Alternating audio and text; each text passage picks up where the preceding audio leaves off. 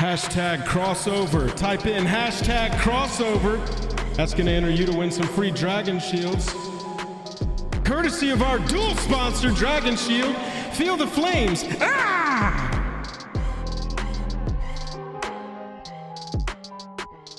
Hashtag crossover. Win some Dragon Shields. See y'all in a minute.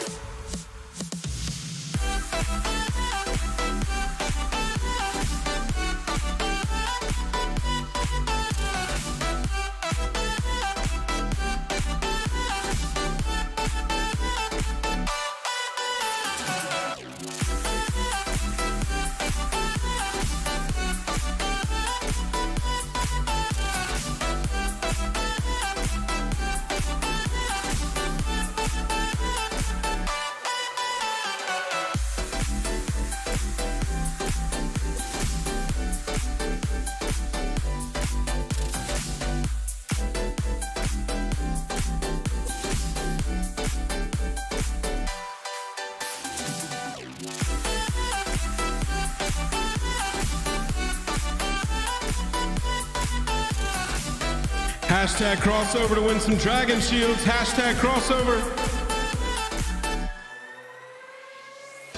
Hit that like button. We got to be at 69 likes or we can't start the stream.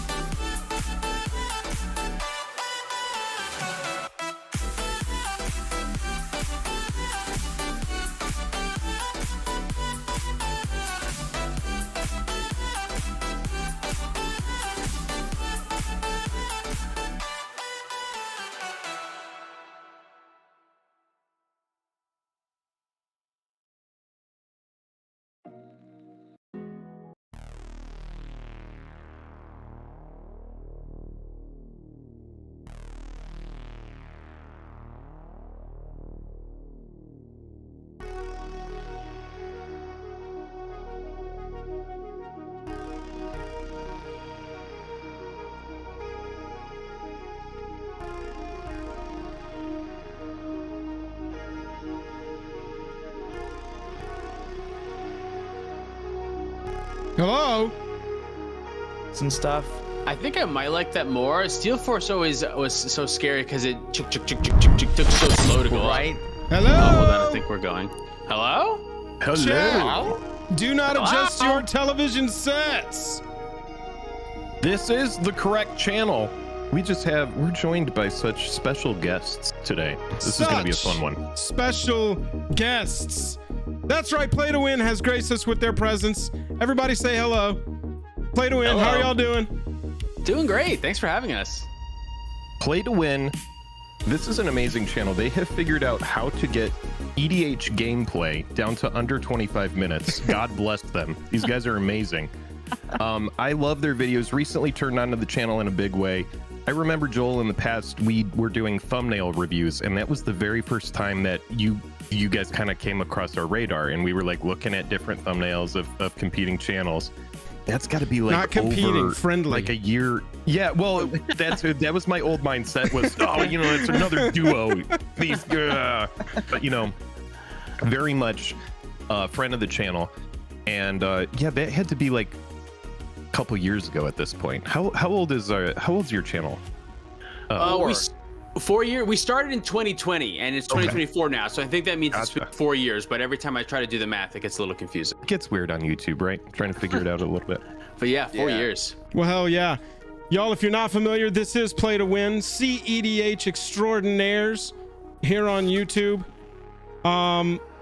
Yeah, give us a short introduction of y'all's channel and yourselves for the people that might not know you. Sure, in the description of the video, you can find Play to Win's channel. Yeah. I don't mean to interrupt you, but just let me know for anybody who wants to go click. I was gonna say, Cam, go ahead. Yeah, I've spoken so much so far. Yeah, so we're Play to Win. We make cEDH gameplay and podcast content every Sunday, every Friday. You can find new videos, and we've been posting shorts on every day that we don't have long form content now. So we got all kinds of cEDH stuff that we talk about, but mostly gameplay and long form stuff. That's basically a short rundown. Mostly cEDH. Funny enough, this week I'm actually editing a vintage video for our channel. Oh, so nice. Hilariously, if everyone finds our upcoming video this Sunday, it's a vintage video. Normally it's cEDH. Is it your first time with a vintage video? Yes. We did a vintage video for our patrons exclusively before, and then we released some shorts, and hilariously, like, our vintage short was like our best performing video of the year. Ain't that how it goes, man? That wasn't even about cEDH, not gameplay, not a podcast, any of that, which we thought was very funny. So we're like, okay, maybe we'll make some more vintage content. Maybe that's something more that the content creator comes out right there, and it's like, yeah, but vintage is super fun, so I was super happy to do it. It's a super cool format. That's cool. Yeah, it's a blast. Highly recommend to anyone who hasn't tried it out to proxy up some decks and try it out. That seems like the way to go there. And we're going to dig into proxies and cEDH later as well. But yeah, we were playing Black Lotuses, and they were not real Black Lotuses, so. Right. Yo, so chat's already kind of hinted at it. BuzzFuzz there calling us out. Yeah, Buzz. These two are here to teach us how to play Magic the Gathering. All right? That's right. We've been faking it. We've been talking about prices, just reading things off the internet, and they're here to teach us how to play Magic. No, they're but much for real, smarter than us. I don't know about that. I don't know if you picked the best teachers overall. We play a lot of cEDH. I don't know how smart we are, but I appreciate the. I appreciate you saying that. You certainly picked two guys. Yeah. Excellent. Two of the cEDH creators of all time. Two of the guys. Stream going. There is a stream happening. Okay, good. Yeah. So what we do want to do first off is two quick things. LP, you're the winner of our Dragon Shields here at the beginning of the stream. Huge shout out to our joint channel sponsor, Dragon Shield. Dragon Shield, look at us, baby. Where are we now? We're up in the air, soaring with the dragons. That's where we're at. LP, congrats on winning those. Nico Watson, by the way, new Stream Monarch. All hail. Let me see some crowns in chat for the Stream Monarch here. Thank you, Nico. All hail. Nico with the $5 super. Thank you very much. We'll get that changed in just a second, because I want to ask my first question here of our friends, of our guests. We've only got an hour, so we need some knowledge. We do want to dig into cEDH tonight.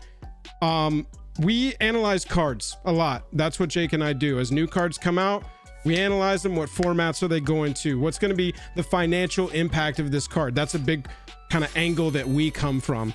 And occasionally, one of us will go, wow, man, this looks like a cEDH card. Oh, bro. Flamed constantly. Yes. What the hell are y'all talking about, you morons? It's got to be something more than just a good converted mana cost. Yeah. So that's why one mana spells aren't automatically cEDH cards, guys. Anyway, so what we want to know is, going into a new set, how do you look for and find cEDH playables or cEDH maybes? You know what I'm saying? How can we get better at that? Huge question. If I only knew, I'd be much better at our podcasting portion of the job, because I feel like we have reviews where we talk about the sets a lot of times, and normally we get them, like, for the most part, but there's definitely some that we miss. I have some stuff in mind. Cam, I don't know, what first comes to mind? What are you looking for?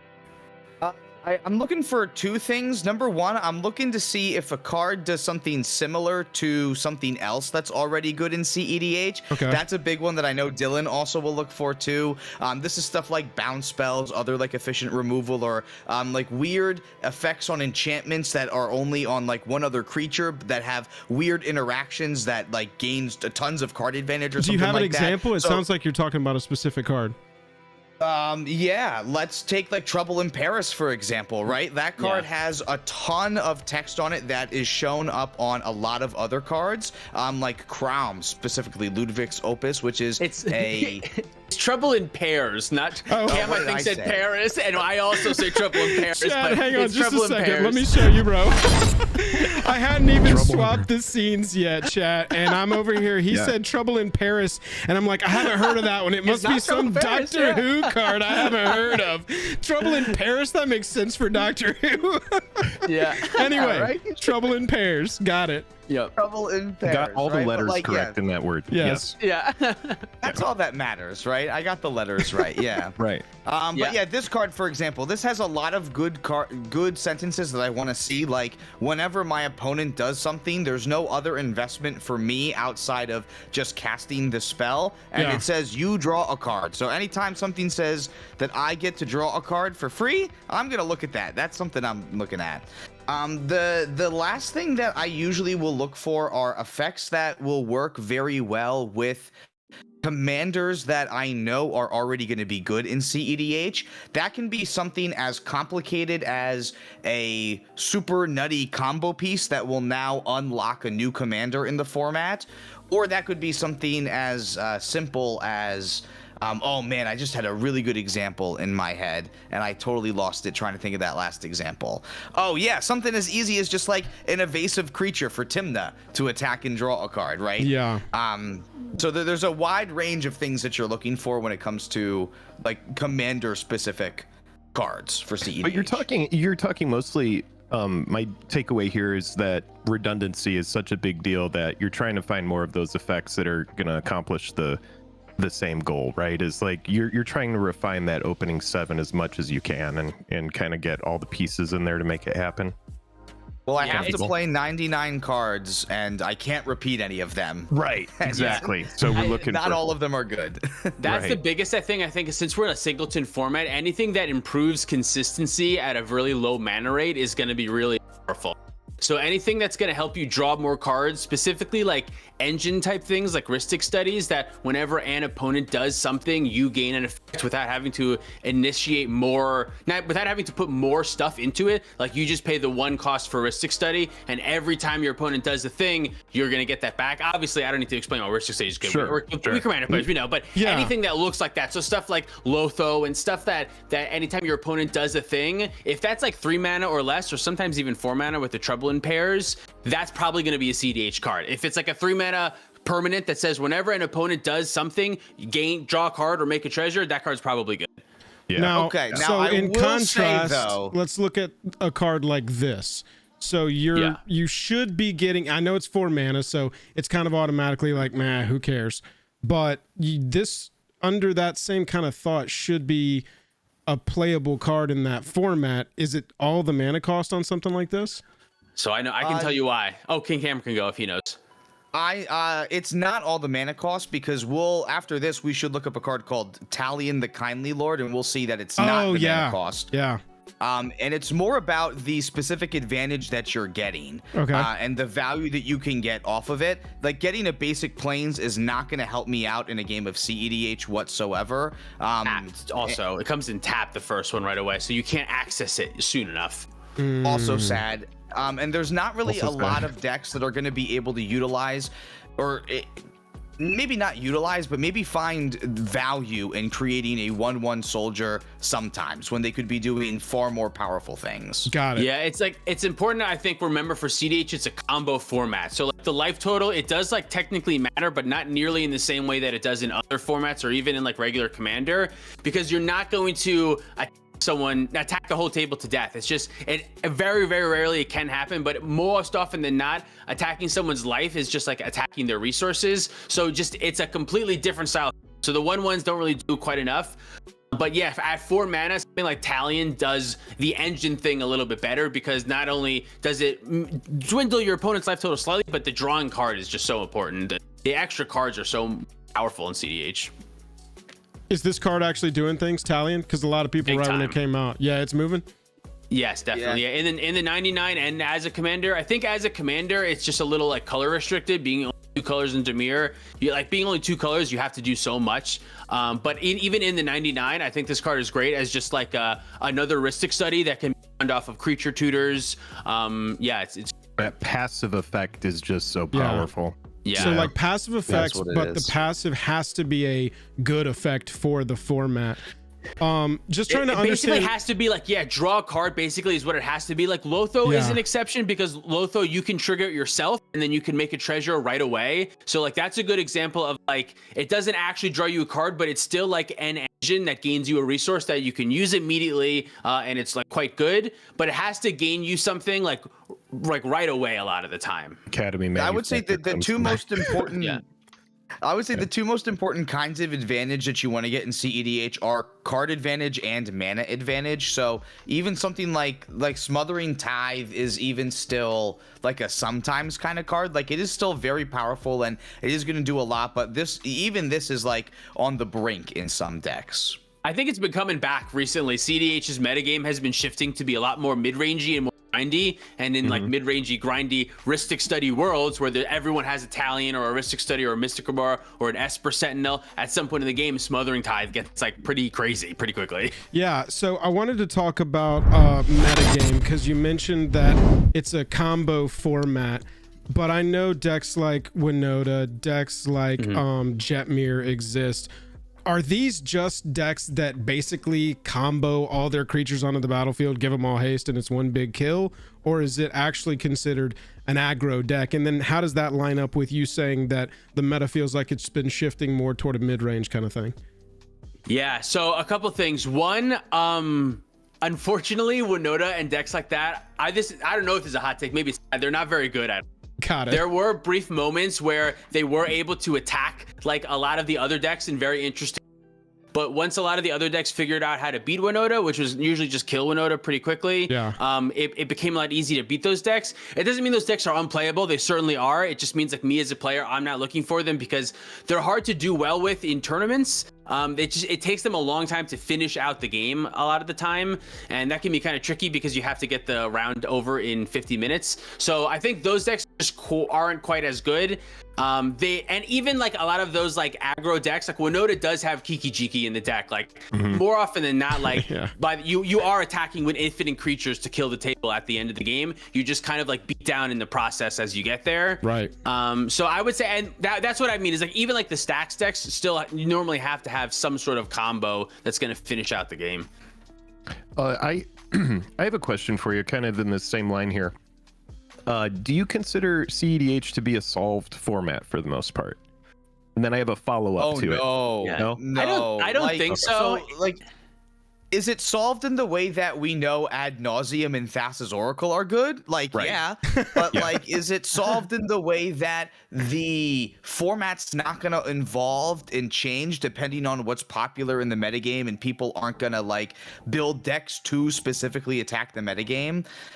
Like it's not going to be solved in that way. Like cEDH in general follows a lot of the same rules that 60 card competitive formats do, where you have your control decks, you have your like fast aggro decks, and you have your kind of mid-rangey decks. They just all look different than how they look in 60 card formats. So they all essentially function the same way. So the circle of power still happens between you know, aggro's good at some point, then stacks is good at some point, then mid-range is good at some point. Right. That's cool. Yeah, I was watching, I'm sure you guys are familiar with Comedian. This channel, really awesome, really good player. From what I can tell, he's the only one winning any of these tournaments that y'all go to. He definitely wins like the most. Like it is by a substantial amount. Ian wins like the most Commander tournaments, I think, for sure. Well, he was breaking down a big tournament that he played in where a Sauron deck made the top 4, and I actually made a note about this because I thought it was so cool to hear about a Universes Beyond commander that was able to break into this format. Do you find that to be surprising, or are you just kind of like, fuck yeah, nice to see this? Or no, that's kind of how cEDH is, because since it's singleton, a lot of the decks end up looking similar. So a Grixis deck is a Grixis deck, kind of no matter what. But so that list is going to be pretty. It's going to be roughly the same. Expect. Yeah, okay. but because of your commander, you might be able to play 5 to 10 cards that are uniquely strong with your commander. And since commander, it's such an enormous format, you can take a commander that basically sees no play whatsoever and then just use that color combination's good stuff version of the deck to have 90 cards and then 9 cards that work well with your strange commander that no one knows how it works. And you gain a huge advantage that way. Because since everyone is so wired to know what to expect in the meta, they know how to beat the blue farms and the Kinnons and the Atraxas. But if you choose some other crazy random deck that you know super, super well, and you can put people in situations where they're not familiar with, that is like a great way to win games, because you still have access to 90 extremely powerful cards. You're not going to not have Force of Wills and Mana Crypts in your deck, but you gain an advantage of your opponents don't know what you're doing, which I think is super huge. What's this deck doing here at this stage of the tournament, man? And Come on. Exactly. And you can also get like people can underestimate you a lot, because if they see Tim Necrom, they're if they don't know who to attack, they're gonna go, I'm gonna attack Tim Necrom. That's the best deck in the format. They use their life total, I'm gonna attack them. But if you're on some deck that they don't know about and you secretly do use your life total, that can be huge. So stuff like that's nice about cEDH. That's awesome. really cool. When new cards are getting previewed, this was a question from one of our patrons. Bihei asked, is there any bias toward certain colors that you think are going to be, that's where the cEDH colors are going to be, and then cards that are like mono or 2 color cards, 3 colors plus? Do you find that more often than not, let's say your standard sets like Murders at Karlov or LCI before that, are there more cEDH playable cards in certain colors, mono color, dual color, that kind of stuff? Cam, what do you think? I think it's hard to say. I don't really think there's much of a bias. I think the only bias I guess I would have is that I would prefer the good cards to be monocolor so that I can potentially be spending less mana on them. Like a 3-color card is naturally going to cost 3 mana a lot of the time, which is going to naturally make that less efficient than a lot of other options. So unless it's like a charm where I can get a lot of good value out of it, I don't know how much I'd want that over something that's just monocolor. I don't think there's really any other kind of bias though. I would also say blue and black are the strongest colors in cEDH, I think, by a good chunk. Is that pretty agreed upon, or is that just your opinion? I think so. Yeah, I think that's pretty agreed upon. Just so stupid, dude. Yeah, specifically for a singleton competitive, like Demonic Tutor is just insane. So being able to like find exactly what you need, and counter spells are just also really, really good, because counter spells can stop your opponents and they can also protect yourself. They're just so blue and black is really. And something that blue does really well is like bounce permanents at like around 2 mana, which is just an effect that is normally just playable in cEDH and things like that. So I think blue and black, I'm more excited to see like good cards in those colors, because it'll just go in better decks a lot of times. Not to say that like red and green and white don't offer specific things, like they do. Dockside's broken and so is Unrolled Breach, obviously, but like as a color overall, blue and black are just a lot deeper, I think. So there's kind of a bias, just what those colors do is just better cEDH. That does mean though that the bar for those colors is much higher than the bar for the other colors though. So like I'll get more excited about weaker white spells because like, oh hey, white or green are getting like this extra tool, like it's Legolas's quick reflexes. This is gonna change the format, the one but I was it's gonna say. Right. Like it's not going to change the whole format, but it's certainly going to help the creature decks that need this push. Whereas like there are a lot of 2-mana bounce spells that might also draw me a card situationally, but we have Snap and we have Snap Back and we have Chain of Vapor. Like my ceiling is so much higher on that. So maybe you're right. Yeah, maybe it just goes both ways. It kind of depends. Yeah. No, I get you. You were talking about the meta and the different commanders that you can run at the top of good stuffs. Basically, what has happened in the cEDH metas over the past few years that has actually felt like a major shift? What kind of thing happens that can actually cause enough of a shift, enough of a, like, is there some kind of marker or point where you're like, yeah, this was a major shift and this is why? Yes, there's a couple. Like the biggest ones that off the top of my head happened kind of a while ago, but Flash getting banned was enormous. No, and bans. Side getting bans are huge, especially was like that one in particular was the only one that was like specifically targeted for cEDH. For sure. But like specifically Dockside was a huge turning point because before Dockside, I think Dockside came before Underworld Breach, right? Yes. Yeah. Yes. Before Dockside, Sultai was like definitively the strongest thing to be doing in cEDH. It wasn't close. Like the green cards were super powerful. Bowmaster hadn't come yet, so Mana Dorks were really good still. Yeah. Obviously, that's a big shift. Like Bowmaster's kind of another one. But for a while, Thrasios Tymna was like the face of cEDH. Thrasios and Tymna was the best thing to do. The metagame was hilariously just 7 different versions of that deck, which was kind of bizarre. And like I remember there was a point where Tymna Crom was like a meta buster. It was like a wheels deck that specifically targeted Thrasios Flash decks because they would want to build up resources with Rhystic Study and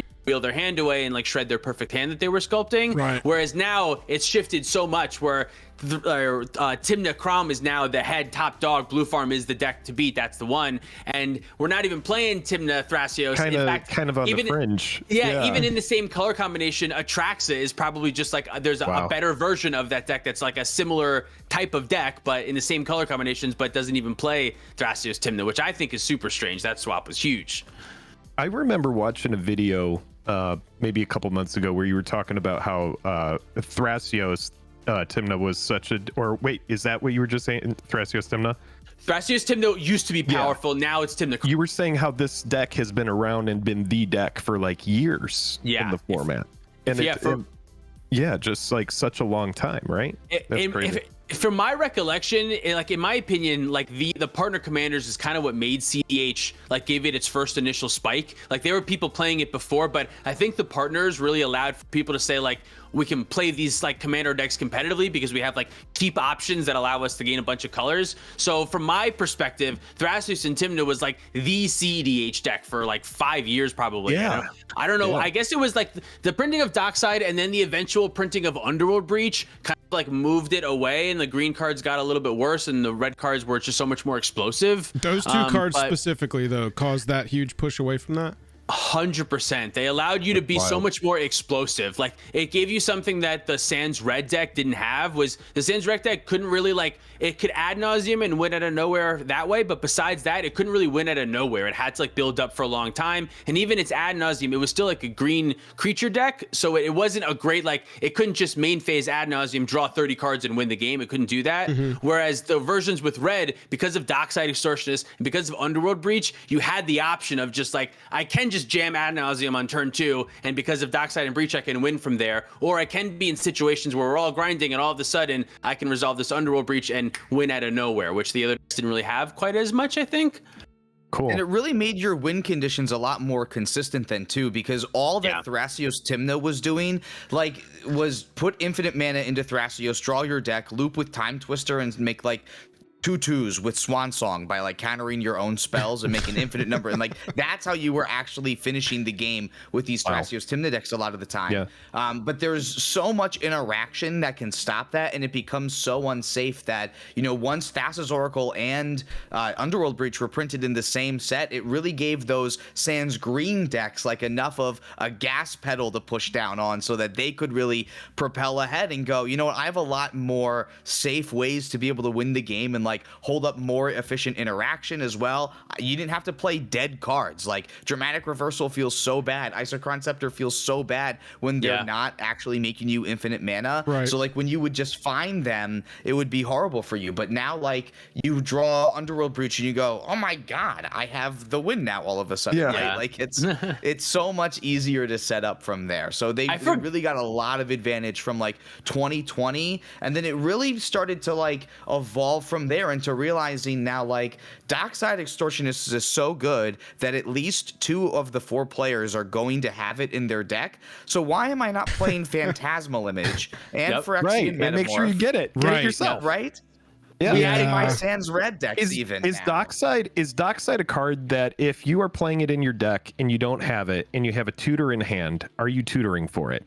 Almost always, yeah. I mean, there's Almost certain always? times where not. Yeah, you have to account. There are times where it doesn't make enough treasures and it's not so good. But like, we were playing a game the other day where I was on a Traxa, and it just happened to be that there were no red decks at the table. And such a big part of my plan is copying somebody else's Oxide Extortionist. To not have that as an option felt so strange. It was like really bizarre, because that's normally like the strategy is like, sometimes I'm just gonna wait for a Dockside Extortionist and copy that. So it warps the format so much. Yeah, the Dockside moment. That's so crazy. Yeah. Okay, so a lot of the questions that we got from chat here tonight watching that and the patrons are about transitioning from Commander to cEDH, and I'm sure y'all get these kinds of questions all the time. What y'all just did in that last conversation, y'all were rifling off deck names and archetypes, just machine gun fire. Is there a way, and this might be difficult, for you to simplify it down into a few main archetypes and what they're called, and let us try to start understanding the meta game, so to speak, through And also, like as few terms as we can get to? There are a couple terms as well. So keep everything Joel just said to you, but there's a couple terms as well that I typically associate with cEDH. Stuff like Blue Farm, or like you're but saying, I have no Sans idea Red, what that means. that kind of thing. Now, Blue Farm is a deck where you're going to like farm resources essentially, but they're going to be able to explain it a lot more. But you're saying like Sans Green, Sans Red. This is going to be like such a silly question, but at the same time, for people that don't know what that means, like, what are you talking about when you say something like that? Yes. So since so many decks in cEDH are 4-color, rather than saying red, blue, black, white, you'll say sans green, because sans just means without. So it just means without green. So 4-color without green. I think of it in my head as Grixis plus white. Some people think of it as Esper plus red, but sans green just means without green. So that means I'm talking about a 4-color deck that has no green. Sans red, same like that. Okay. Blue Farm, yes, Blue Farm is Tibna Crom. There's a whole history that we don't need to go into, but that's just the name of the deck, Blue Farm. It is a Grixis splashing white ad nauseam deck. But yes, I can do the meta thing. I can do that. I think I got that in my head. Like what is the basic way that the deck wins? That's what it'll be trying to get you on, you know? Yep. So the main strategies, the first one I would say is Dimir, Thassa's Oracle, Demonic Consultation. This is the main strategy of Thassa's Oracle, classic, with either Demonic Consultation or Tainted Pact, exile your whole library, and then Thassa's Oracle sees no cards and you win the game. That I would say is the main S tier. That's the best thing to do. There are many versions of how to do this. You can add red for Underworld Breach and Dockside Extortionist. You can add white for Silence and Ranger Captive Eos, cards that protect your win condition. You can add green for Veil of Summer and Birds of Paradise and Carpet of Flowers and some other things Hermit. like that. Isn't there a guy with long hair that helps you win in that deck?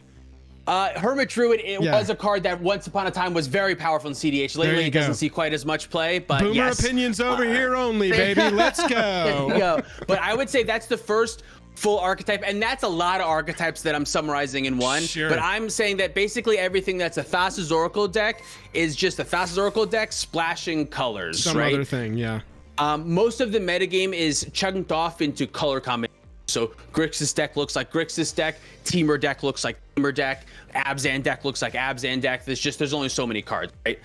So Dimir Consultation, something, that's archetype number one, probably the highest. Another one is specifically Kinnan. Just Kinnan, I would say Kinnan is its own archetype. It's an entire archetype. Does its own thing. Ian winning with Kinnan. That is archetype. That was one that we were right about, Joel. We saw that card and we were like, this has broken written all over it. So we did have that down. Okay. Yeah.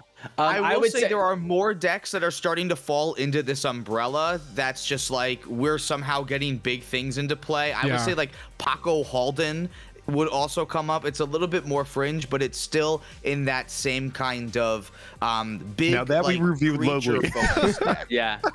I guess if you wanted to, you could say like a big mana deck is the archetype, and Kinnan is just like the most prominent face. But something like the new red-green Atali probably does fit kind of in that archetype, just with different colors. But big green, I would say, is that the archetype. But really, it's Kinnan. And what is it trying to do? Like attack with big creatures? Surely not, right? Atali? Yeah. Well, any of these ramp decks, Kinnan specifically.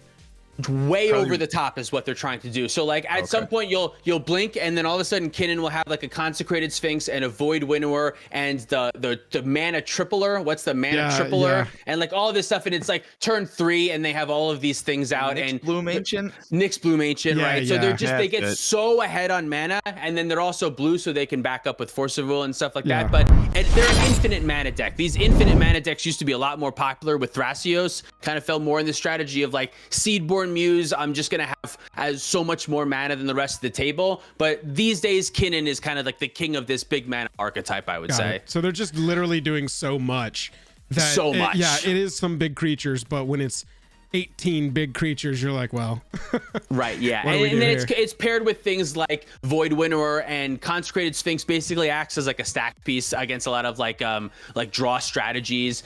Things like Perplexing Chimera is another crazy one that just makes it really difficult for your opponents. So I would say that would be the second big archetype is big mana, specifically Kinnan. So empty your library and wins with like I'm just trying to summarize and make sure I'm on the same page. Empty your library and win with like Thassa's or Labman.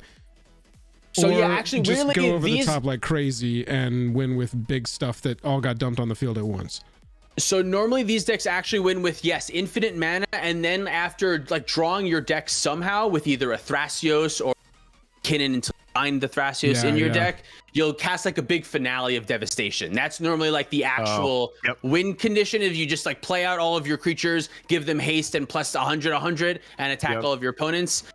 You can also do things like loops. These decks will loop things sometimes with Time Twister or with Endurance, where you create a situation where you can continuously draw your deck, shuffle cards from your graveyard back into your deck, draw those cards, and win that way after just like looping through something like casting a spell and cast Swan Song on your own spell, creating a bird for yourself, doing the loop over and over again, and then passing the turn when you bounce everyone's things with Tight Spout or something. I know I said a lot of words there, but these guys know everything. I'm following most of it. Yeah, I'm following.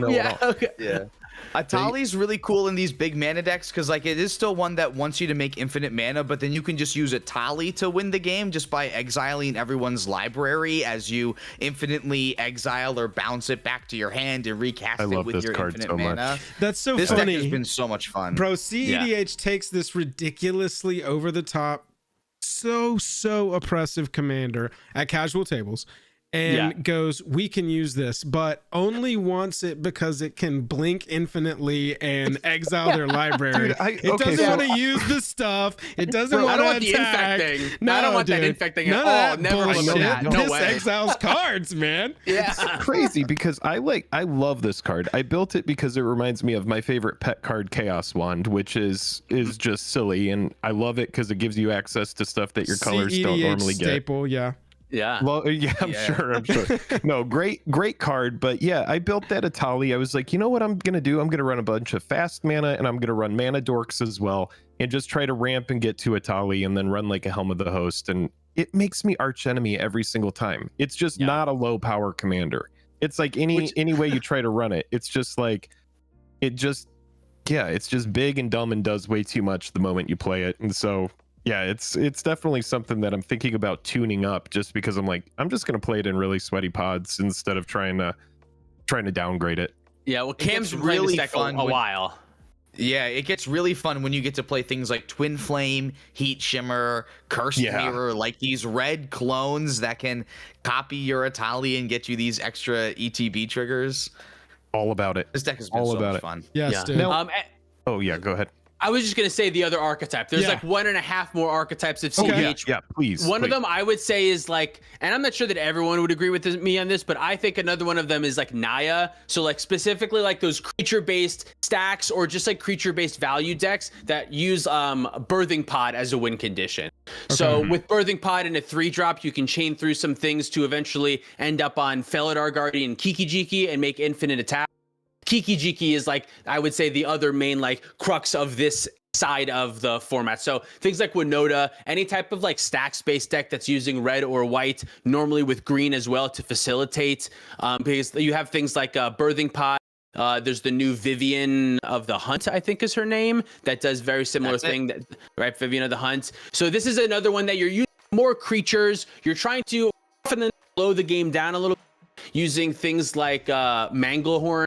And making it depends on your metagame very specifically. The decks are gonna have to be super tuned to what you think you're gonna see, but this is more like the creature decks, the creature combo stuff. These decks are a little bit more fragile sometimes, but What often makes them can fragile? be because they don't have blue to protect themselves. And because because their actual wins are like a Kiki Jiki, something as simple as a lightning bolt can just like turn it off. Or Whereas like a silence, you don't even have a silence, right? Right. Yeah. Well, yeah. In white, you'll have silence. Oh, if you you're did say Naya, my bad. Yeah. That's like the best. That's your best option. Is you have to Grand Abolisher or a silence first, and then you go for the win afterwards. But just because like Thassa's Oracle is completely protected from creature removal, and this is not. A little bit more fragile than the most consistent thing to be doing, but it's still like you're gonna see these decks a lot if you play cEDH. It's just like Kiki Jiki, Naya-ish. My version, I play Blood Pod, which is Timnatana, which is a Sans blue deck, so no blue, but it's the other 4 colors. I think that's the best version of this style of deck because Timna is just really, really broken. She just draws a whole bunch of cards. She's really good. But yeah, I would say that's the other like main archetype. Yeah, you just can't really do much to Pod once it's on the field. It's like, yeah, if you can protect it, you can just, it's a toolbox. Just go get anything you need. Man, this card needs a reprint.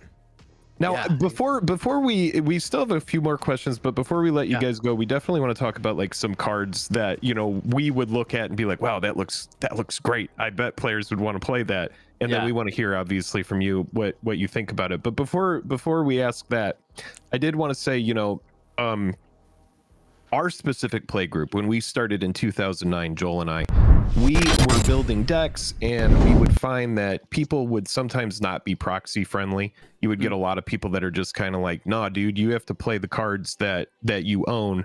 And it kind of feels like a pay to win kind of thing, where it's like when it's like a battle of the wallets. Clearly, this is one of the most expensive formats.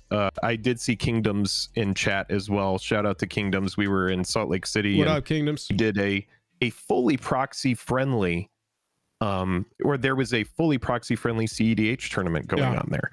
So just kind of speaking to proxies in this format that you play so much, where do you stand on it? And then where would you say like the community stands on it?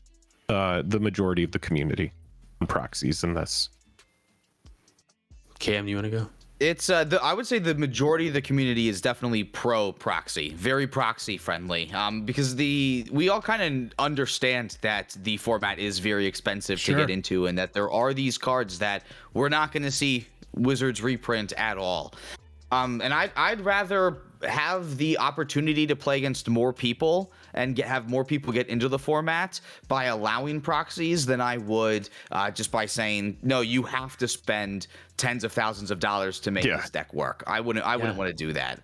So yeah, and you would find that the humongous majority, 99.9% of cEDH players will be totally fine with you sitting down at a table and saying, hey, I have a couple proxies in your deck, in my deck, and they'll probably say, why did you even tell me? I don't care. It's a very overwhelming. Shut up and play the game. And because they probably have some themselves, right? Right, yeah, because we want to play cEDH specifically. So if you're not proxies and if you're not including cards because you can't afford them, to me, like I don't want to say it's not cEDH, but it's just you don't have to do that. It's just it's not the desired effect. You know what I mean? Like the whole point of the format is that we're playing with everything that's allowed. So like you should like, and there are some tournaments, like I know the SCG tournament specifically, they don't allow proxies, but from what I am aware of, they're like the only tournaments that are mandate proxies. Like almost any other cEDH tournament is proxy friendly. I have very rarely seen one. It's just ingrained into the format. It has to be because no one can afford time twisters and guys cradles. Like it's ridiculous. It's insane. Yeah, See, it was surprising exactly what makes me want to play it. Right. Yeah. Same. It makes me want to play it because as much as I do want to acquire these pieces, we were talking with Dylan and Cam before the stream started, and I was talking about how it's like I got the Mox Diamond that I want to trade for because I do have like I don't have a ton of stuff. I have a few duels. I have a cradle. I have like an LED and a few other things that I've acquired over the years or traded for.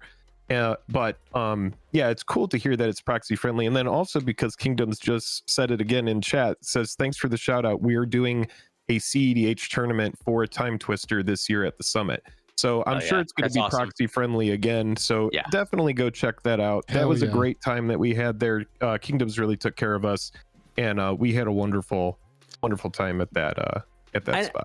I will say, like, for me personally, like, I still buy like a ton of Magic cards. Like, I still, and like over time, Same. I do slowly try to complete my cEDH decks, because for me personally, I do want them to be real-ish. Now, I'm not gonna like go out of my way and buy extra mana crypts, and there are certain cards that are just out of my budget. But I've been playing Magic for a while, so I got a lot of cards and I collect cards, whatever. And other formats for like casual Commander, I personally don't like proxying for. I just want to play the cards that I have because it makes it special. But for cEDH and like formats where like the whole point of the format is to play the format, like the cards in the format, we should play those cards. You know what I mean? You should proxy those cards. I like that. When was the last time that you saw a card off the top of your head that you knew was going to break into the format? Last card.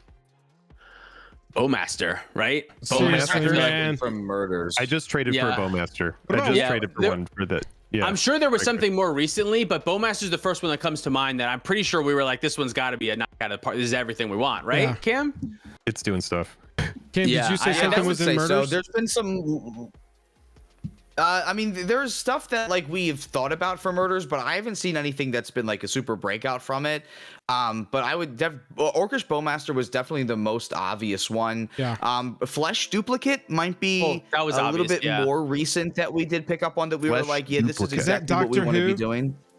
That Flesh was Duplicate Doctor is Who, yeah. Doctor Who, yeah. Yeah, bro. Flesh Duplicate. And then obviously the ring. If you're talking about Bowmasters, Yeah. we know that the I one ring. want to Oh, ask yeah. about the ring, but yes, dude, it's this card. It's so funny, and I don't know why he keeps coming up, but I was looking at Ian's list that he just won some big event with, and this card was in it, and I had never even seen it, and we covered this set, and I So was this like, what comes the back hell to is the this? phantasmal image argument you were talking about Yes. earlier, right? Yep. This is giving you that redundancy on 2 mana, doing Bingo. pretty much the same kind of thing. You're gonna copy a dockside, right?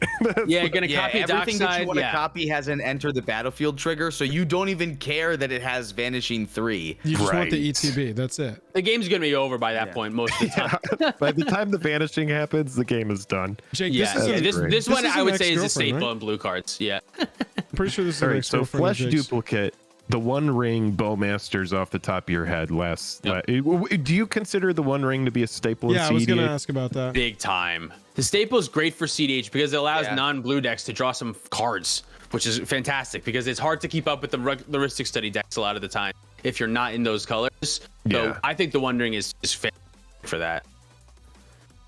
Yeah, have Yeah, to definitely agree. This was a huge game changer and made like a lot of other old, more obsolete decks come back. Really? Like Arkham Dagson was a deck that was really good when Paradox Engine was in the format. Paradox Engine gets banned. Arkham Dagson no longer has a good thing to do. Then all of a sudden, it can now go get the One Ring and it can go get Portal to Phyrexia. So it gets all these new toys that allow it to compete again. So between Nice. that, like even Derevi, the I was gonna Dance say that, bird, yeah. yeah, like things that can untap the One Ring and really abuse the fact that you can draw cards and not lose life when you're drawing them in that moment, like will be really powerful. So Derevi, like huge upgrade for it. And the One Ring did something weird was it made Minamo like a cEDH card all of a sudden. Minamo, the land that can tap for blue or untap a legendary permanent. Now decks are Yeah. playing this card specifically just to untap the One Ring. It's Insane free in every Goon single says- blue deck. Yeah. Insane Goon says, ask the Play to Win guys their thoughts on Talion. We talked about Talion early on in the stream briefly. Talion's Fans, right? big Been fans, liking yeah. it. Great. I've been playing Talion I don't play it in the very, very fast Dimir version decks, but the Dimir decks that are a little bit slower, definitely playing Talion. You I played always it in choose the Atraxa, same which is number? my main right now. Man, this one I'm still not sure on. I think generally the consensus is you should pick 2. That's what I've But heard. there are some situations where picking 1 is right, and there are other situations, yeah, but it's normally 2 or 1. I would say it's probably 60% 2 or maybe 70% 2, and then there are times when you want to pick 1 if you have information, if you know for sure, Sure. like some of things revealed, like you Yeah. know a couple of things are coming. But I think 2 because it's just so things. I'm not positive yet. It stops a lot of like infinite loops too. Like if you're trying to loop Dockside Extortionist and cast it over and over again, 2's a great number to have. 2 also hits Squee, which is interesting enough because you can't make infinite mana with Food Chain in Squee if you're casting Squee over and over again with Italian in play. So there's like a lot of very funny things that it interacts with like that. Yeah. I think it's important for a lot of these engines, especially the 4 mana ones, to like not only gain advantage, but like sometimes act as like a stacks piece for your opponents. Like sometimes it says your opponents can't win the game, but it also draws you cards. So like cards that do, we were talking about like what to look for in like good cards. Right. Cards that do both of those things are like really good, which is why like Italian's probably better than Trouble in Pairs, just because like Trouble in Pairs, I guess Trouble in Pairs does stop the extra turns. It does stop a Tivit win, but that's not as common. Like between Tivit win, Final Fortune, it's just not really that common that it's going to be as impactful. But yeah, and this also can't attack. This also can't be a flying body that attacks in the air or blocks Najeela or Tymna profitably either. Yeah, that's relevant. Having stuff that can profitably block some of the good attackers. We always talk about like Tymna and Najeela specifically because those are common contenders that like have to attack. So if you can get something with this in play, Najeela not quite as much as Tymna, but still Najeela certainly. But 3 toughness is a very key toughness, being able to block Tymna, I would say. Cool. That's really cool. I want to talk about a couple cards because we are coming up on about an hour with our friends here, and we do appreciate you both so much. And we want to give you an opportunity to shout out your channel again at the end, talk a little bit about Play to Win, where they play to win. And I want to say this again, there are like 20 to 25 minute full games of EDH that come to a win. With good explanations too. That's my favorite part. I love the explanations. I love how fast it is. You can tell us what's going on. A lot of people just fly through their games, and I'm not casting shade on anybody. I'm just saying it's nice when an interaction or some key piece is explained, even to somebody who's been playing MTG since Invasion Apocalypse. I'm sitting here going, how does that work? You know, like it is such a wide and complicated game. Having those explanations, that's just something those I really cutaways like about those are videos. so good because someone might take a line that you don't expect, right? And then all of a sudden you have a cutaway of Cam and Dylan talking through, all right, well, they just did this, and you might have thought they were going to do this, but you could kind of see with this on the board here that, you know, this situation is a little different than what we'd expect. So yeah, really good explanations, really fast editing. They put all the cards on the screen. You can pause it and read the cards if you want to. And that's all the praise you're going to get. We're done praising you now. We're done with it. Thank you. Thank you. Back to being competitive. Yeah, so I want to talk about a couple cards because, like, for example, can we talk about Nuka-Cola Vending Machine? This is a card that I saw and thought, wow, there's so much going on. And I want to hear from these guys why this card is probably not going to do much. Yeah, okay. Or if you think it will. Food tokens aren't good. That's how I was right off the bat. So they're not even good in the sense. Also, the word tapped treasure is also disgusting on this card because what I see here is an artifact that makes 2 more artifacts, and then my opponent casts Dockside Extortionist, and I can't do shit about any of these artifacts, and then they win the game. Okay. So in a casual setting, obviously you can work towards something like Rise and Shine with all of these. There's no strategies in cEDH that are just like tokens, come one, come all. Because I know there's at least one deck that's like, give me all your bad cards that say put a counter on, especially if it's some random counter that's not a common counter. Like I need that. Tygum, I think from what I've read runs bad cards specifically to get an effect. So is there anything that's just like, I love tokens, please? The only thing that not really, like, I guess like Magda and Tivit both use like some tokens in some way like that. Like Magda can sacrifice the treasure tokens, but it's just, and like Tivit can like sacrifice. The reason I say Tivit, actually, this should be explained, is because of Time Sieve. Because Time Sieve allows you to sacrifice 5 artifacts, and Tivit makes like 5 artifacts so you can take an extra turn. So like that would be the only way. The main reason, I don't think this card, unless I'm missing something, you 3 mana, 1 mana to tap it and create a food, and then you spend 2 more mana to gain the 3 life, and then you make a tap treasure. You can just be doing so much more other stuff with mana, I think. So just not mana efficient in the format. I think not mana. It's not doing enough. Okay. Yeah, because with that type of mana, like, so what it does to me is like it's a mana investment for a food that becomes a treasure. So that's on par with like Smothering Tithe. It's like a 4 mana investment to get mana back, and Smothering Tithe is like super better. So there's just, I don't know if you would want more of this like higher mana version of that effect. Sure. Yeah, chat, sure. I look mean, at and the that. Smothering Tithe at that point, you've made the investment of 4. Correct. And you don't need to do anything else. You don't need to pay another 1 mana to create the food. Yeah. It generates over time. Chat, that's a really 3 good mana for your general treasure. card analysis note that you should take from what he just said there. Looking at the cost of the card and then the cost of the card's ability and combining those for your comps to see if you're still mana efficient. I see a lot of people not doing that. Oh, this artifact's 2, but the tap effect is like 6 to activate. Yeah. You need to look at that as an 8 mana card to get that effect.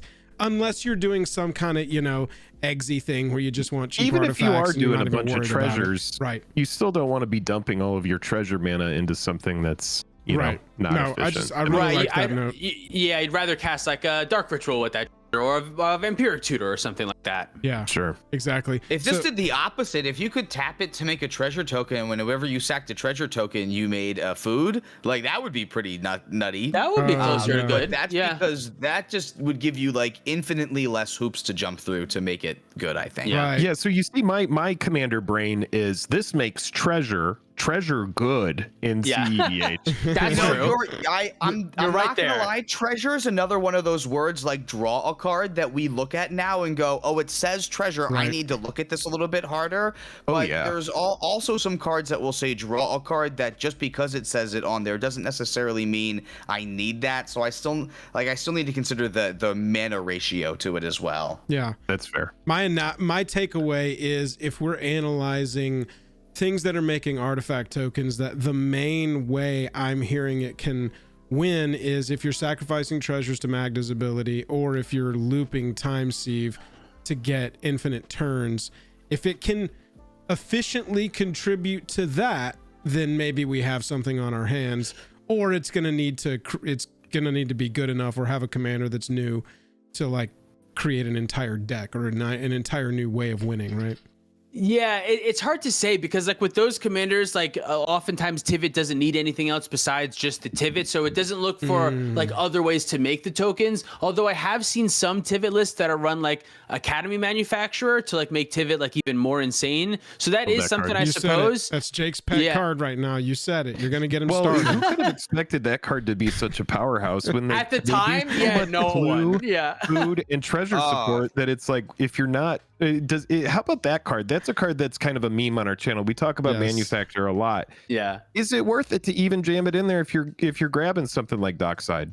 I think I Magda would plays say it, right? I would say no. I would say no Okay. because normally cards that are there just to make one other card better, like it requires you to have this in play first and then Dockside, and even then making clues and food is not as good. If I was making clues and food to make treasure, I'd be a little bit more interested in that. But we were talking a little bit before the stream started about how you're getting interested in Magda, and this is like a beautiful Magda card. This is actually actually part of the Magna Infinite Loops, as you are using Clock of Omens and your Artifact Dwarf to make infinite tap treasures. You're making infinite untap clues and foods, which you can use to then untap your treasures and now make infinite untap treasures as you go through. So there is your a home. Magda loop.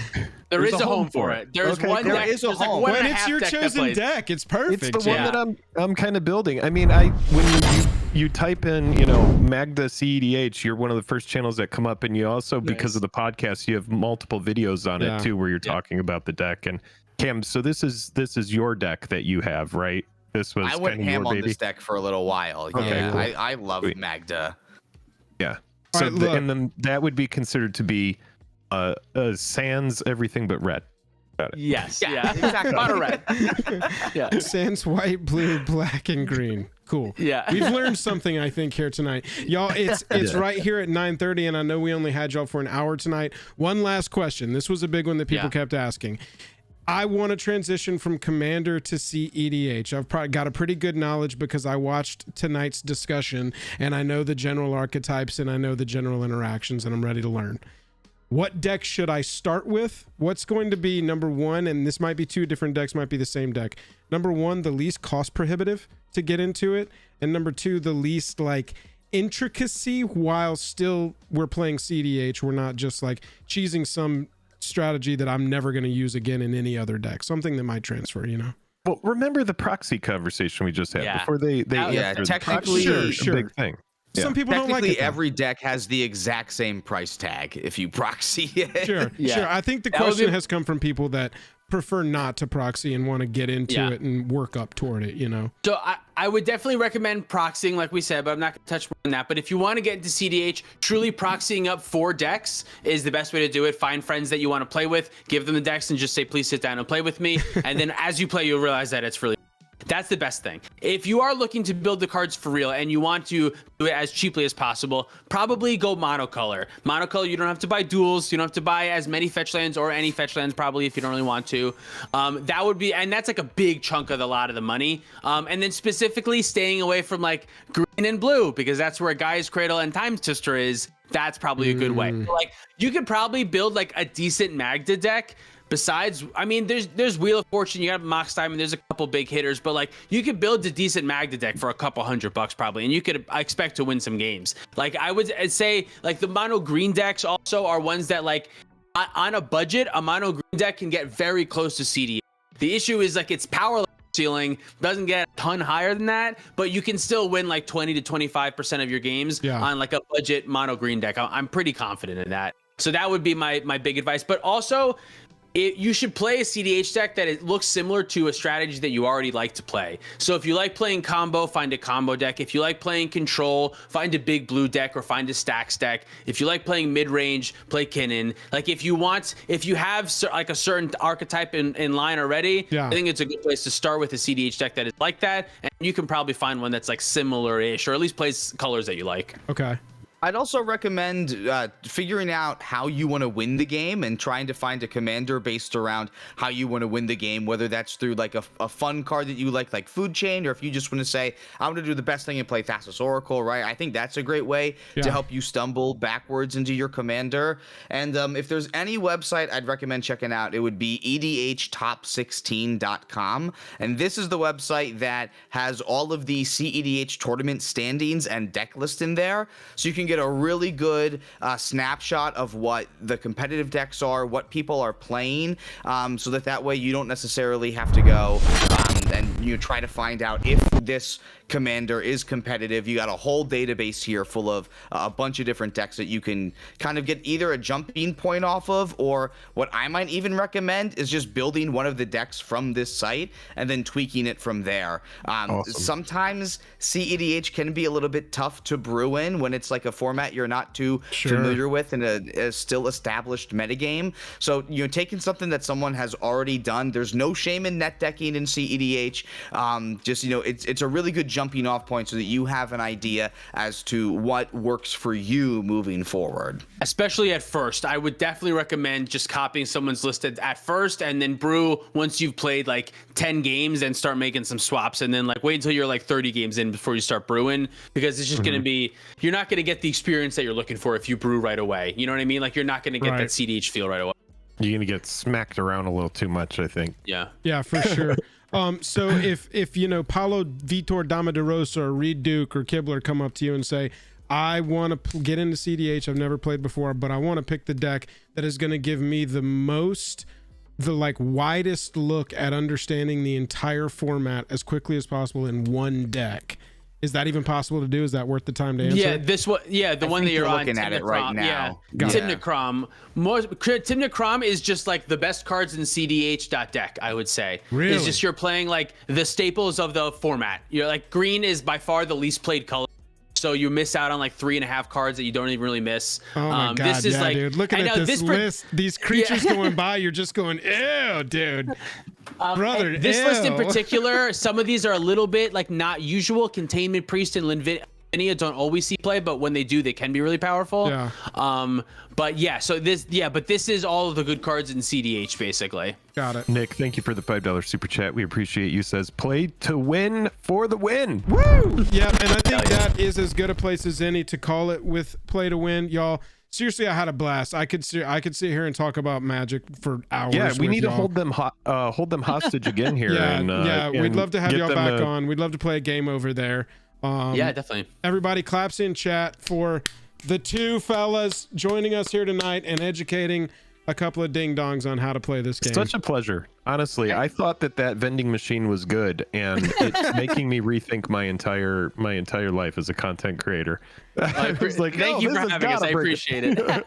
Everybody wave. Thank you guys. Don't leave. We're going nowhere. Play to Win's taking off. Everybody say bye. We love ya.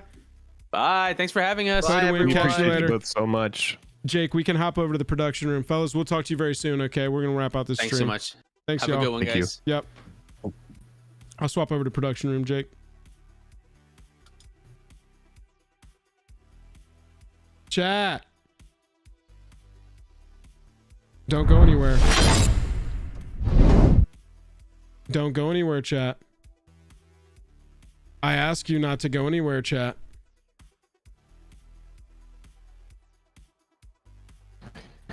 All right. All right, let me get all of the technical stuff. Say it again. He will use the kitchen. Let's see if this just works. You just got to turn on your cam. It worked. Hooray. Look at that. Everybody, that was Play to Win. We are about to talk about our channel sponsors. I want to tell you about Play to Win and where to find them. You can find them on YouTube by typing in Play to Win. You can also find in the description of this stream where to find their channel. They are they do so many videos. They have so much great content based God, they're around so the smart at cEDH this, bro. space. They make me feel dumb so at smart. MTG. They're The smart only at thing I'll MTG. say about it is, thankfully, their format is so specific, and a lot of decks are the same that they see a lot of the lines, a lot of these same styles of play, a lot that I expect them to be well versed and able to talk about those different kinds of archetypes. 100%. And so I loved it. I wouldn't have had anyone else on here to talk about this. They were just amazing to have on. I hope we have them on again, and I hope we do go play a game with them at some point. Chat, if you're not subscribed to Play to Win, you need to be, because it does make me like want to just build my Magda deck straight up. Oh, like, dude, now, yeah, I'm fired up. Kennen sounds like what I want to do. That just sounds like how I normally play. So let's rock and roll, dude. I'm gonna go hire Ian for an hour and get him to coach me up on how to play this deck. Yeah, just get a consultation going. Like, all right, yeah, dude. And we got the Kennen deck. Oh yeah. It's cool that deck plays stuff like Consecrated Sphinx and Void Winnower and these cards that are big mana that you wouldn't typically expect out of a deck that's typically running 3 or less spells, but right. Or not a deck, but a format that's typically running 3 or less spells. I had a really good time. Seriously. And yeah, it is really nice to know, and this is something that I'm going to be parroting a lot more to anybody interested in this format, which is just proxy it. And if anybody tells you to, I mean, we have a quote, we're going to turn it into a short, I'm sure, where we talk about how 99.9% of the people are Cam said that, like 99.9% of the people playing the format just want more people to play the format. I'm also in favor of quick games. If a game can be quick, I'm into that. Not solved format, solved social contract. Solved social contract.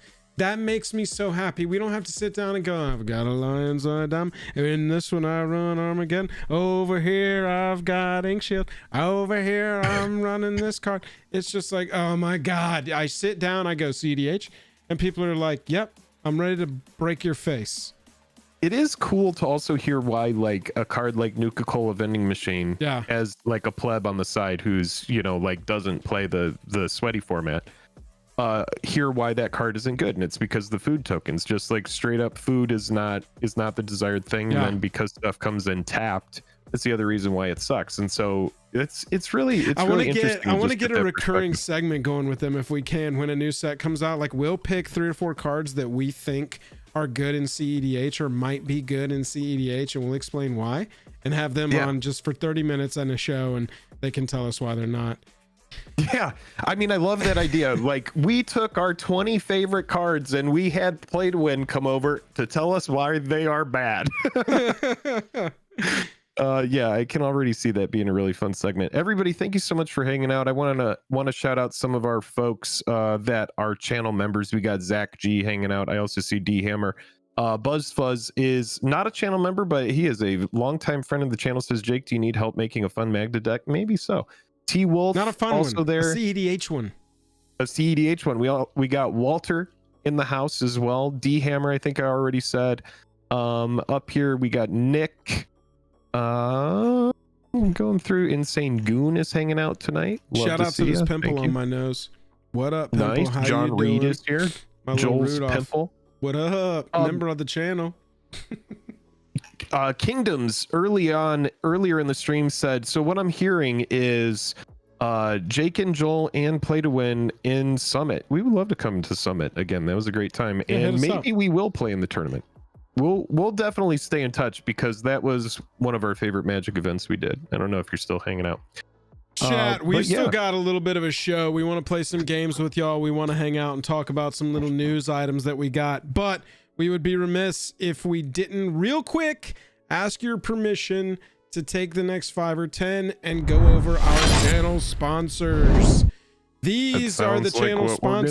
sponsors that allow us combined with the Patreon to do this full time, and so we love them very much. Card Conduit is the very first one, the absolute easiest way to sell your Magic cards. Say you've got a big stack of, bulk rares that are all over $1 from the last 3 sets of all the drafts you've gone to at your LGS. Whatever will you do with them? They're just sitting there gathering dust. Maybe they'll go in a commander deck one day, or you send them all to Card Conduit. They will sell them for you and then send you a check. That's the entire steps. Send them to Card Conduit, get money. Like, that's it. That's right. It's a little bit more nuanced than that. You have to put in your information, obviously, and make sure that No. Send they them an know where- envelope, kiss it. They will know who you are. That's right. They can tell by the impression of your lips on the envelope. Everybody's but got yeah, Card individual Conduit- lip print. I'm done with this bit. Continue, please. I've used it. We've had friends of the channel use it. We've had patrons use it. Shout out to Travis and his play group. We have people there that are using Card Conduit. So we do really appreciate them as a sponsor, and it's easy to stand behind because it's a good it's a good service. Oh yeah. LP says, I'm putting a list together at the moment for Card Conduit, and Jake's tutorial vid has been great super vid. helpful. LP, we appreciate that. Love to hear it. We go through the whole process in that video, so if you are interested, definitely check out Card Conduit. Let's talk about our next sponsor. It is TCG Player. Anybody ever heard of TCG Player? Sure you have. I have not. I Well- have not heard of TCG Player. TCG Player is the official online store of Jake and Joel are Magic. I have heard of them. TCG Player. Do you our want to official go store. and buy an Academy Manufacturer? Okay, you type in Academy Manufacturer. They will have all the options listed right there for you. You say, I want to pay the lowest price that I possibly can. Let's just go ahead and sort price low to high. We'll click on this one that's got the lowest price, obvi. And then we're going to scroll down here and you're going to see all of these are different stores competing for your purchase. That means lower prices. You can also see the market price history right here on the page of the card. You can also click on latest sales and see actual people buying it for these prices and track and make sure that you are not getting gypped and that you're getting a good price. TCG Player, buy your cards, use our code before you check out. Not our code, use our link. Click on our link. You got to do a little clicky. Click on our link before It's you in the check out over description here. of the video. That's right. If you click Yep. If over you're there, buying a Nuka-Cola vending machine for your new cEDH deck, you are doing it wrong. But as long as you are buying it for your casual Hobbits deck, then you are probably in the right place. If you're over on TCG Player, definitely use our link in the description. And then we do have who should we talk about next? Dragon Shield, best sleeves in the multiverse. We talk about this all the time. We've been using these sleeves forever. If it ain't broke, don't fix it. Dragon Shield, you can use a code to save. We do have a code for Dragon Shield if you want to save on the next sleeves JAJAM that you buy. 5. JAJAM 5. Save a little money. Play to Win was just here, also sponsored by Dragon Shield. You can use their code too. Shout out to them. Yep. Use their code, use our code. All it means is that you're using codes, baby. That's right. Use some codes. And then MTG stocks. Joel was just talking about the price history of cards, and I can't think of any better way to track the price history of cards than MTG stocks. You can also set alerts. Their premium service offers like 80% more features if you decide to go with their premium service. They will tell you about market movers, cards that are starting to sell more in the market. There's so many things that you could be alerted about on MTG stocks that you don't know about that you should go check out, and definitely use their premium service if you're somebody who really wants to get the most out of your collection. That's absolutely right. We also want to have a big shout out to Moxfield. Moxfield is where we put all of our commander decks. If you go over to Moxfield and you go to our profile here, /user/JControllerMagic, all of our commander decks, and actually I put my Arena Brawl decks on here as well. And occasionally nice. We'll drop like a draft deck that we played, or some standard deck that we play in on Arena. But this is, bro, look at this. This is a Arena Brawl deck that I just built. Never thought I would play a Kellen Inquisitive Prodigy deck, but when you're on turn 2, consistently get a clue token, play an additional land, and then you're able to play your 4-mana commander consistently on turn 3, and it's a flying Vigi threat that when it attacks destroys up to 1 target artifact, and if you controlled that permanent you draw a card. You know what pairs really well with a card that says destroy target artifact? Liquimetal Coating, because suddenly you can turn their lands into artifacts, and with Kellen you can blow up their freaking lands, bro. Oh man, this deck I was very shocked by, because I was just trying the different ones in Brawl, and this one was one that I was like, okay, very cool. So shout out to our Patreon, by the way. That's our last sponsor that we definitely would be remiss to not mention, if I'm using that turn of phrase correctly. I did a triple deck tech of 3 of my Brawl decks that I win with consistently, play with a lot to get my quests done, as it were, on Arena. And Kellen is one that I went over. So go join the Patreon if you want to get an exclusive video, if you want to get a signed card from us, if you want to get any of the different perks that we've got. I say go check it out. Definitely go check it out. I want to shout out a couple members here. John Reed, member for 16 months, says TCG player. I hardly knew her. And then also Jank getting in for 14 months, says pro tip, set your TCG bookmark to be the JAJAM link. Nothing has made me more moist. Thank you, Jank. That is so kind of you. Jake is so moist, it's making me moist, and I'm 3,000 miles away. That was a beautiful, beautiful thing that you said there, Jank. I'm going to say it one more time. Pro tip, set your TCG bookmark to be the JAJAM link. That is a sensual phrase, and we do appreciate that so much. Joel, we got a couple more things to talk about tonight. Yeah. We talked about, we had honestly a beautiful interview with Play to Win. If you're just now joining, you love those dudes. That was so fun. You could wait for the stream to end, or you could go back and watch it now. But we have a great segment with them talking about cEDH. I could seriously what do they sit look and talk for in MTG cEDH? and just poke them about that format all night. I was not kidding when I said that. I know. I'm telling you, we need to get them on a stream again, because I want to literally hold them hostage there for a full hour and just ask them questions that I've said are questions from chat, but are actually my own questions. Right. You know, because I want to just disguise somebody in it. chat is asking, how do you get your mustache so sexy? Huh? Weird comment, but would you care to answer? Someone in chat is asking, how many tattoos do you have? What are you doing later? Chat, hang on. We gotta play this. If you already know the answer, please don't spoil it. Please don't be a spoil sport. We didn't get to play Moxel and Spellify today. Wait, let me get a little bit of water before we do that. Go get some water and think about a 5-letter MTG word. I'm gonna get chat to give me some answers here. Chat, we're gonna play. Yes, this is Magic Wordle. Wordle. This is MTG Wordle. Moxel is just like Wordle, except we added Magic the Gathering words and names into the mix. We want to guess it in 6 tries. Each guess must be a valid 5-letter word or name of a Magic card. Hit enter to submit your guesses. If we get a purple, the letter's in the word and in the correct spot. If we get a yellow, the letter's in the word but not in the right spot. And if we get a gray, the letter's not in the word. Sorry, I'm getting burps. Chad, I'm getting so many burps. So if you know the answer already, if you've already done it, or if you're doing it right now to quickly try and spoil it for everybody, come on, don't be a twerp. Don't be a little twerp. Don't be a little nincompoop twerp. Come on. But we do need a 5-letter MTG word. Let me see what chat's got.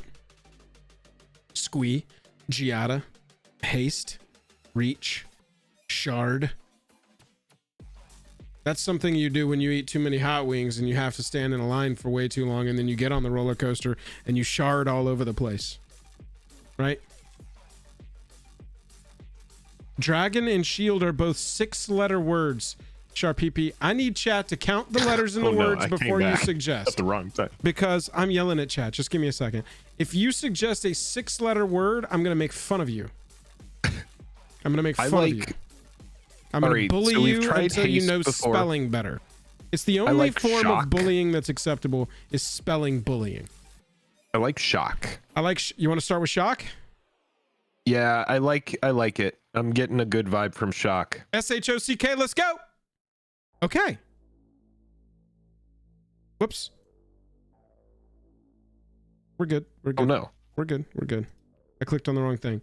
So we got 2 letters that are in the word, S and O, but are not in the right spot. S and O that are not in the right spot. Yes. S and O.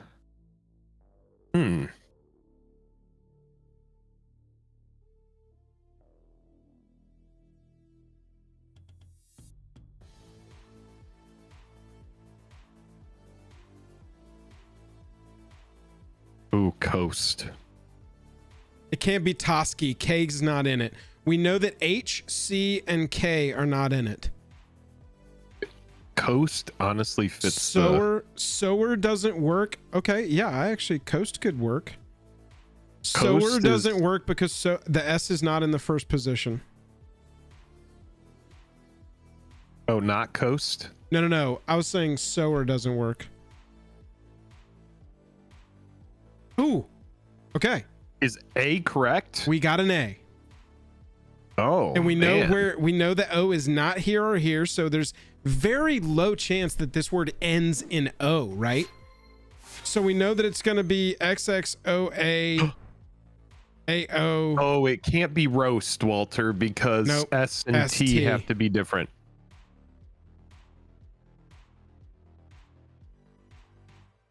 That's nothing. Toes? No, A. Come on, Joel. O.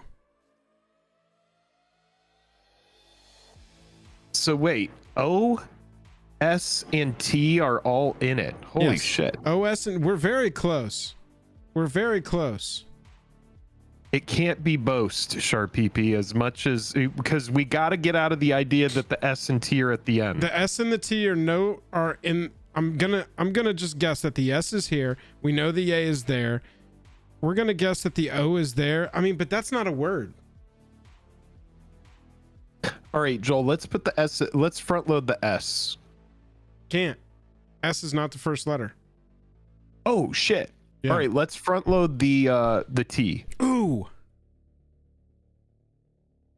That is a legendary creature from Invasion block. Is that it? That might be it. Just do it. Pull the trigger. Nailed it. Fuck yeah. Nice job, chat. God, this thing is so good with chat. Yeah, chat is like there. Next level. Nice job, dudes. Nice jobs all around. Chat. High fives in chat. We've got Spellify to go. High fives all around, honestly. That was great. Okay. Oh God, here we go. What's happening here is we're playing Spellify. Spellify is like Hangman, except MTG. You try to guess the name of the card, figure out the name of a card by guessing letters, numbers, and symbols. If you guess right... Is this Trouble in Pairs? Oh, no, I don't think it is. So if at any time we think we know the card, we can just type guess the card in. Okay. We know it's a 3-letter word or 3-word card name. 3-word card name. Oh yeah, we already knew that. Bop, bop, bop. And it's an enchantment. Yeah. Oh, for a second I was like Flowering of the White Tree, but that's multiple. Nico says it's Trouble in Paris, actually. Trouble in Paris, bro. That was really funny. He said Trouble great. in Paris, and I honestly was like, yeah, it's probably a Doctor Who card. Yeah. All right, let's guess a letter. We can get some clues here. It'll has to be RSTLNE. is what Dank is saying. RSTLNE. It's not rest in peace. Can we zoom in on it a little bit? Let people know the number of letters. In the title, this is the best I can do for you here. No, this is good. So it's a 535, chat. 535. We're gonna guess. I'm gonna just start us with an S here. What letter do you want to start with, Jake? You know what? Let's leave it up to fate. Can we like Brave the Sands. randomly choose a letter? Brave the Elements. No, that's Generate a random letter. We got L. We're gonna let fate give us the answers here. Ooh, those did not really help. Oh wait. So Generate random. A would be our next letter if we does want to that get use another a one. does that use a guess? That Oh, it is uses a correct. guess. Yeah, we've got 12 guesses left. Shit. Okay. Well, we should go with like RSTLNE. L is a good one. I like R. Yeah, I'm trying and to I mix like it S. up because it's so boring just to pick like the most used. Is it letters. Brave the Sands? I don't think it is Brave the Sands because I don't think that's an enchantment. No, that's a one white instant, I believe. Brave the Sands. A. Ooh. Oh. Oh, it is Brave the Sands. Did you guess that just like out of the blue? No, Lillian said Brave the Sands. It is an enchantment and it is the answer. I bet. That is the answer. Yes. Did I say it earlier? I thought you said it earlier. I honestly thought this was an instant speed. Brave the elements. Chat, was I thinking of the wrong damn card? I'm going to have to go back and see if I said Brave the Sands. I said it right out the gate. I thought you did. I did. You did, Jake. Brave the I elements. can't take your credit. Oh, I said it. You knew But the I was answer, thinking buddy. Brave the Elements. But I said Brave the Sands. Buddy, you knew Let's the answer. go. Holy shit. It was in my brain, dude. Buddy, It was you in knew my the brain. answer. You knew the answer. I knew it. Good like work when on... you knew Tangent Clasp. Bro, that one was, yeah. I think it's just because I've used that card a lot recently because I built that Planeswalker deck and I Yeah. had some counter decks before that. Yeah. Well, that makes me feel good, dude. And you Nailed know it. me well enough to know that I didn't cheat on this thing. No. I didn't even think about it until we got here. Jake wouldn't know how to get to this page to cheat. Thank you. Exactly.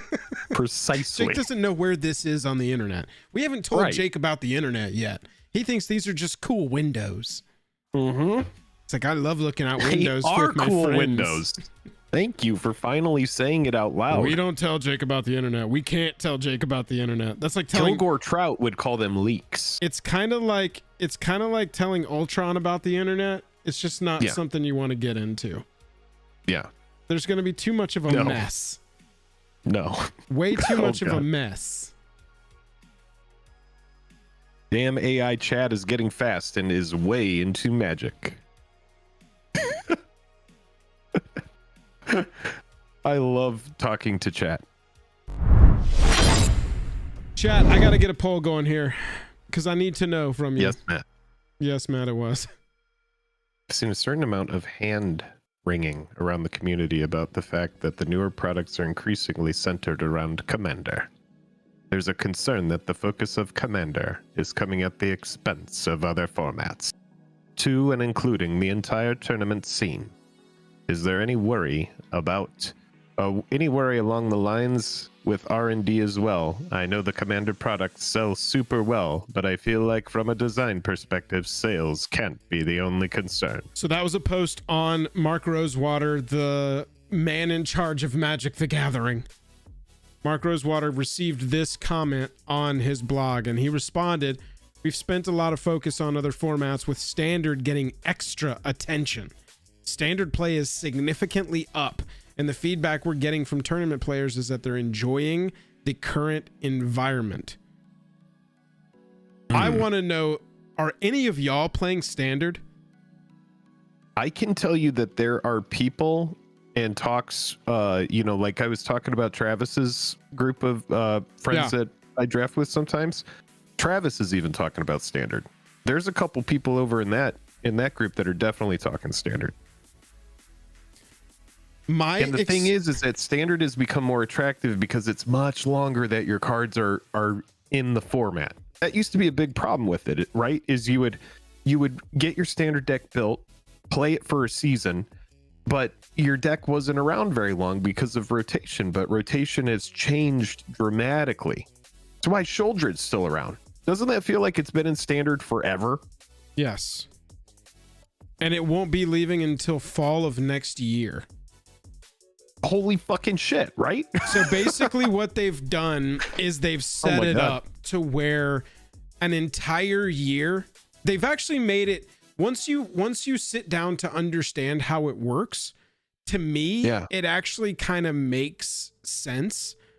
Mm-hmm. We lose the fall, like the second half of the year. So 2023 quarters 3 and 4 plus 2024 quarters 1 and 2 would all fall off at the same time, basically. So if you look at this chart right here, Innistrad, Midnight Hunt, and Crimson Vow, that was the end of a year.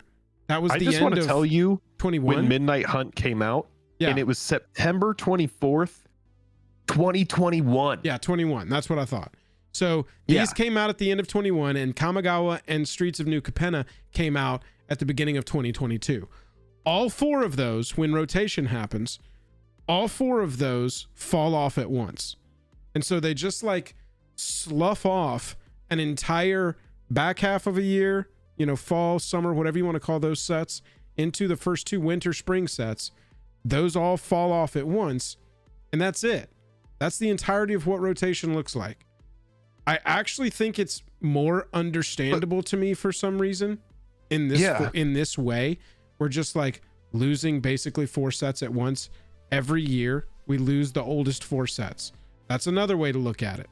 Every year we lose the oldest 4 sets in the fall, always in the fall. And it's the fall sets from a year and then the next year's first 2 sets. Yeah, I mean, this is pretty wild though to think of, right? Because you could technically buy a standard deck right now. Yes. And make sure that you aren't using cards from those top 4 sets, or even if you wanted to, you could still use those cards for a while, but you could buy a Shieldred and know that if you wanted to play it in standard, you would still have like a year and a half with that card before it rotates. Some lands. To answer how many cards in the... Okay, so according to MTG Goldfish, this is just one source. This doesn't really mean a ton. It's just sort of a generalized look at a ton of reporting tournaments. Mm-hmm. Dimir midrange, Boros Convoke, Esper midrange. Mm-hmm. These are our top 3 decks, maybe Domain. I hear a lot of people talk about Domain and Azorius. But Dimir had 1 card that's going to rotate, which is Otawara. A single copy of Otawara. Just glancing. I might be wrong about that, but glancing, it looks like a lot of... Oh, 1 card. Yep. Okay, so 1 copy each of the 2 legendary lands go away with this deck. When you look at Esper midrange, I bet it's going to be the same kind of thing. Yep, Otawara, Aganjo. But looking at your actual players in here, okay, so Denick. This one will lose Denick. Streets of New Capenna will still be in there. All of your removal, I mean, like your premier removal right now is from Dominaria. Caves. Yeah, this is interesting. Yeah, so it's just there. I mean, where do you stand on standard, Joel? What are your thoughts on it? I don't have a lot of time to play it outside. I want to stay up to date with like the formats that we cover, and so getting some Commander on MTGO, playing some Brawl, like I feel like that's kind of keeping me tapped into more of the powerful cards that are good in singleton formats at the very least. But the only interaction I have with standard is my mono red deck. One of my favorite cards of the past, I don't know, 5 years, bro, is Kumano Faces Kakazan. This card is what do you think you like about it? How it does literally everything all the time, forever and always. For 1 mana. For 1 mana, it deals the damage. It makes your Monastery Swiftspear a 2/3 when it comes into play, and it produces a 2/2 with haste that is a void. What is it called? Leyline of the Void. Are you kidding? Do you want to know the What? issue I have with this card? How it's OP? It's too fucking much for 1 mana. It's way too fucking much. If you gave me a 2/2 with haste with no drawback for 1 mana, Yeah. I would be like, are you You crazy? I mean, it's fucking Goblin Guide with no drawback, right? One of my You have favorite to things wait to a couple do. turns to get there. I love but putting the it's like- counter on Swift Spear, bro. But hey, I'll take a counter and make my flying hasty Phoenix a 2/2. That's completely fine with me. That's fine. Hold on really quick. I want to shout out Headhunter Racing with the $9.99 super chat. Says my group canceled tonight. Got to watch this live. Great show. And you are now the stream monarch. We appreciate you, Headhunter Racing. I'm happy that you get to watch this live. I hope you got to watch Play to Win while they were here.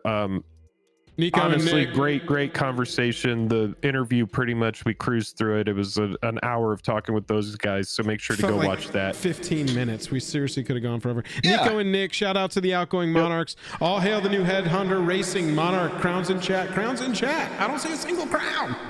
We need to get a couple crowns in chat for Headhunter Racing. Thank you so much for that super chat. We do appreciate you so much.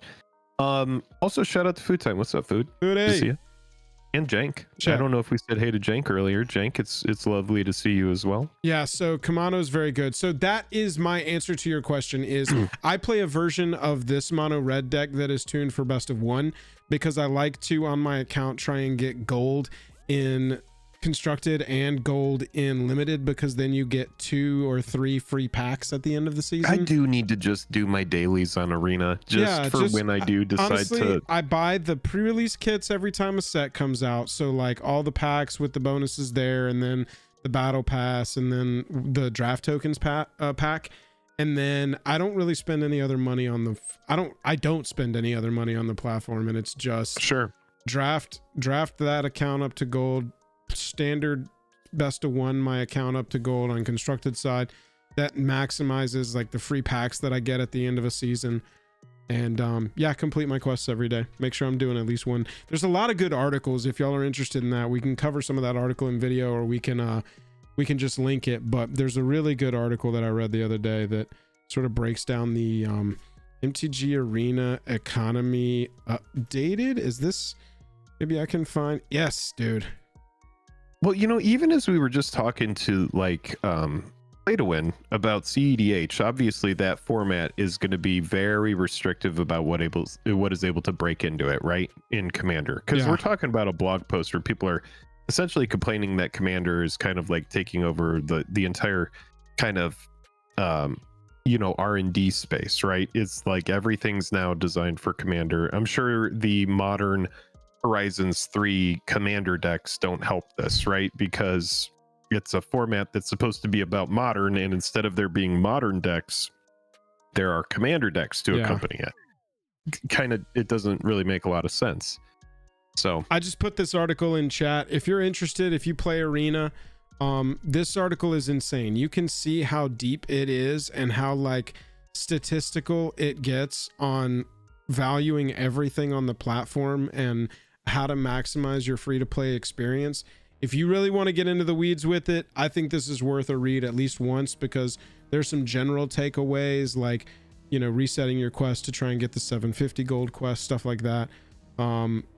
There's some really good takeaways, even if you just want to apply a light touch to it and try and improve your efficiency playing on Arena. This article's super good. You know who comes to mind about this article to me is our buddy Rory. Yeah. Where like one of his biggest complaints would be that he builds a deck and it ends up rotating, and so he has to get all the new cards. Right. It kind of solves that. And one thing I would say to people that are adverse to Arena because they believe it's going to be a really expensive experience to acquire those cards, now once you do acquire them, they're going to be around a lot longer, so you're going to feel better about it. Now, you can draft sets or you could just do dailies, but when most of the cards are commons or uncommons, you're going to get those wild cards rather quickly. Now, you will have to commit and invest in the rares and mythics that you put on the account, but there are also easy ways to do that. So I do believe that if you wanted to acquire a deck on Arena, you could probably do it for pretty reasonable price. This of the top 3 decks on Goldfish, Dimir, Esper, and Boros. But that's before we get to Domain and Azorius Control. Boros is the only deck that has got a 4 of a main decked card that will be rotating out in fall of this year. And it's a 1-drop red creature common that deals a damage when it comes in. It's good for sure. And but you create a blood token. You can't tell me that this card isn't replaceable in this deck. There's probably already a secondary, 1 mana creature that is ready to roll. But you know that there's going to be a red or white rare 1-drop printed in the next set or two before this even rotates, because we get Thunder Junction, and then at Bloomburrow is when we have rotation. And we do have Modern Horizons, by the way, thrown in there. But of the standard actual sets, you got Bloomburrow until it falls, until the rotation happens, and it's only losing this 1 card. That's crazy to me.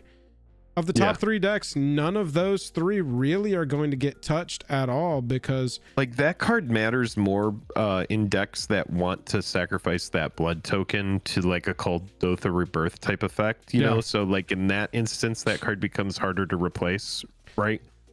Set, Dominaria United, this set seems to be the driver of standard right now.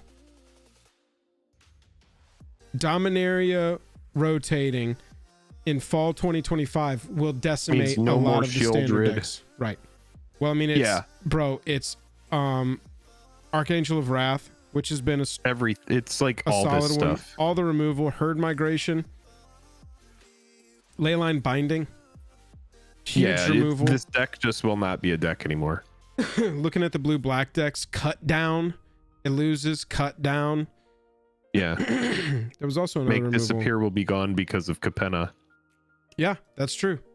Anything Capenna leaves already. Yeah. So. We did lose some. Guillermo Velasco, sneaking up behind the throne and taking out the king. All hail. Getting in, says Jake and Joel for life. Thank you for everything you do. High five. I'll give you a high five. And I appreciate that cat in your profile picture. We appreciate the support. Thank you so much. Magic feels way better than it did in the Midnight Hunt Vow era. I would agree with that. Crowns in chat. I'm kind of interested in this elongated standard.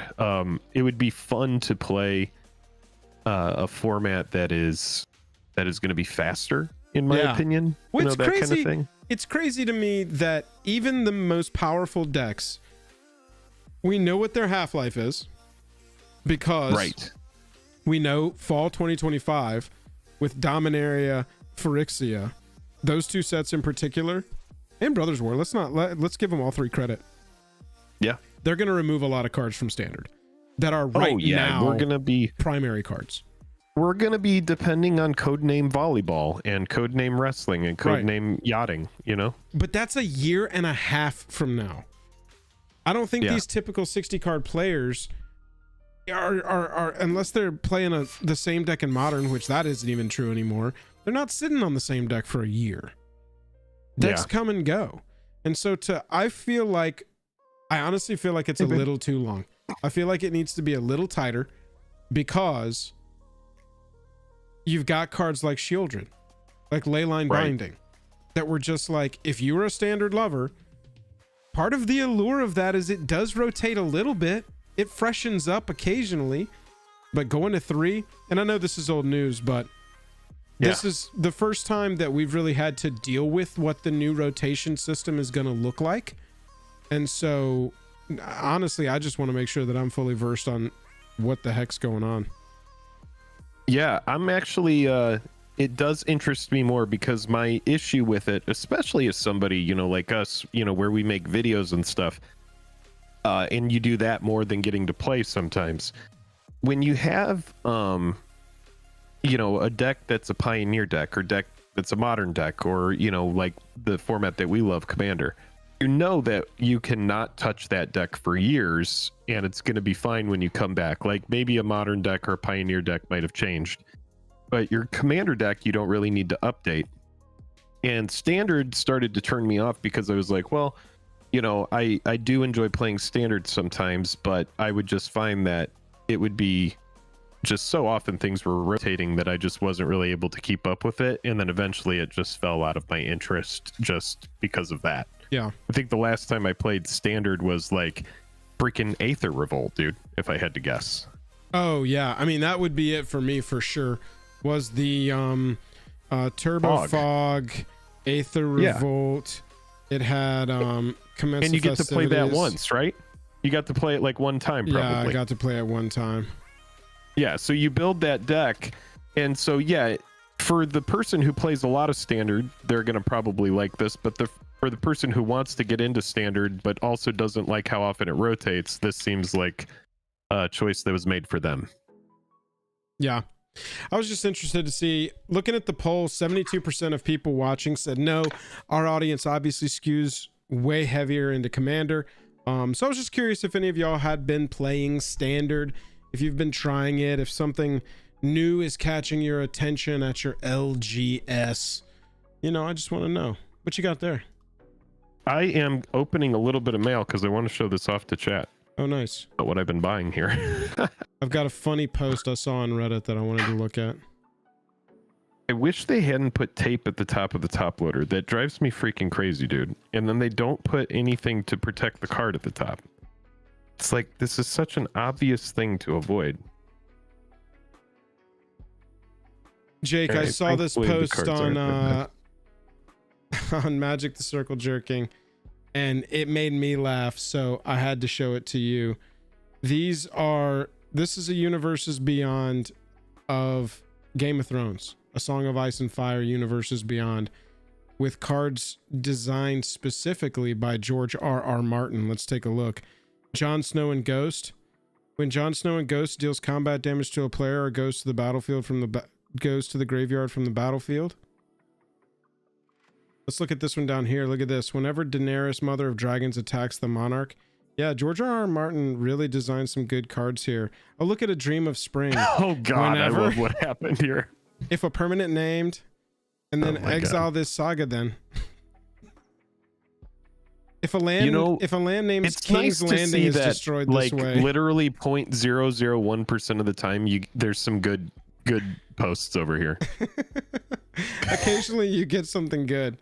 I started reading this, man. I was like, oh wow, enters the battlefield, create a 6/6, create a 5/5, create a 4/4 when it attacks the Monarch. Oh, okay, I got it. All right, so these I've been picking up, and what a wild time, right? That I can be getting these for like 7 and 8 a card, and these are Tarmogoyfs. So this is my Tarmogoyf meme. It's the Scrounging Deathclaw, and I have 4 of them now. I've rebought my Tarmogoyfs. I sold the foil from Modern Masters 2015. I had 4 foil Tarmogoyfs that I sold years ago. They were actually worth money for like $150 a card, and now here we are, years later. 4 foil Tarmogoyfs, and they're less than $10 a piece. Can't even believe it. Oh, because one day I will put Tarmogoyf into a modern deck, and I don't even care if it's a good deck. You're gonna take a Tarmogoyf modern deck up to the LGS and be like, let's fucking go, baby. Yeah, Tarmogoyf used to be a card. You used to play Tarmogoyf in modern. It was great. Occasionally. Yeah. Now it's an uncommon. They still mark it like a mythic, though.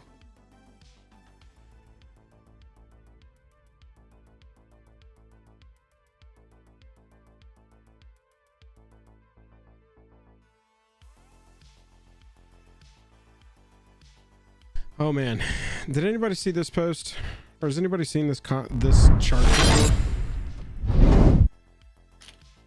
Has anybody ever seen the pre-game guide for aligning commander expectations from EDH Multiverse?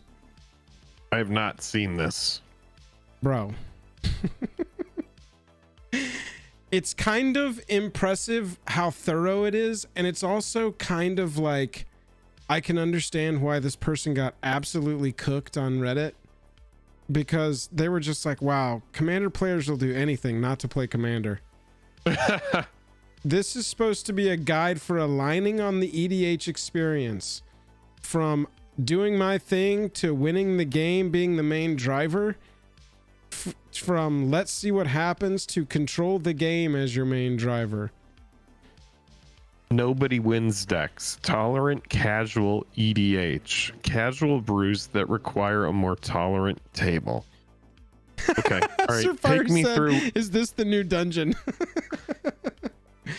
Okay, 12 No impact lenient decks. Oh, I see. So there's like a glass cannons. I want to win the game, but let's see what happens. cEDH stacks, win the game and control the game. oh my god. Where did you find this? I saw this on Magic TCG 5 days ago. My pregame guide for aligning commander expectations is now available as a poster. So you can get a poster of this, and look, they've watermarked it so you can't proxy it. Not proxy friendly, this post. This is quite possibly the single most EDH player thing I've ever seen. It's called a social contract for a reason. You're not supposed to have a literal contract. We can't keep getting out jerked like this. Because this was just on the regular subreddit. This wasn't on the Circle Jerk subreddit. Commander players will do anything to avoid playing Magic. The effects of getting cyclonic rifted too many times. Okay, I gotta read some of this. I can't take wait me through to, your favorite parts. I can't want you wait to, take to me through. collectively fill out spreadsheets with my friends. That's what Magic is all about. I was laughing at first because I read it and I was like, okay. And then I went down here and I looked at it and I was like, God, this looks complicated. And then I went to this one and I started reading it and I was just laughing. I was laughing at it because it was so silly. And then I looked at the comments and I was like, this person's just getting cooked in the comments as well. That was not a Circle Jerk post, Matt. No, this is regular post. The post of all the different colors, it looks like the tip card that you hand out before you're about to play a new board game with your friends, it looks like the tip card before we go through all the rules of how I'm going to serial kill you. There's way more on this than there needs to be. How far can we go to stop others? Yeah. I want to go over that section. Okay. Hold on. I'm so interested in this, and I've barely even even dove in. The longer you spend on it, the barely you are even part of it. I can't read, okay, so here we I go. need you to help me with some of your favorite parts. You said this isn't quite understandable enough. Okay, let's go down here where they wrote an essay on each individual piece. What part do you want to read an essay on? How about here we far... go. About this guide. Okay. Trying to win and trying to prevent others from winning are two fundamental drivers in the game.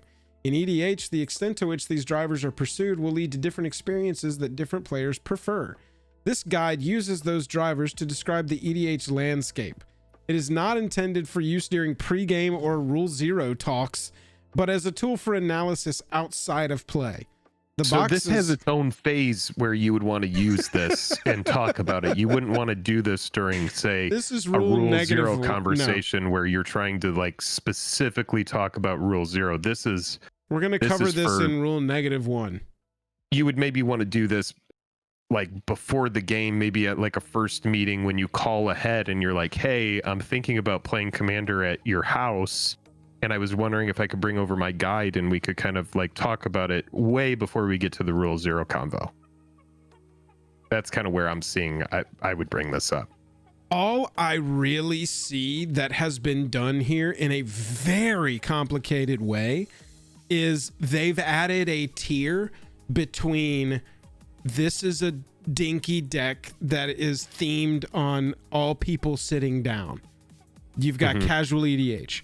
And then you've got, I tuned this up. It's not cEDH, but it's intended to win. Let's play. And you got that tier. And then you got cEDH. And that's pretty much how I've always just applied any discrepancy between the differences in Commander.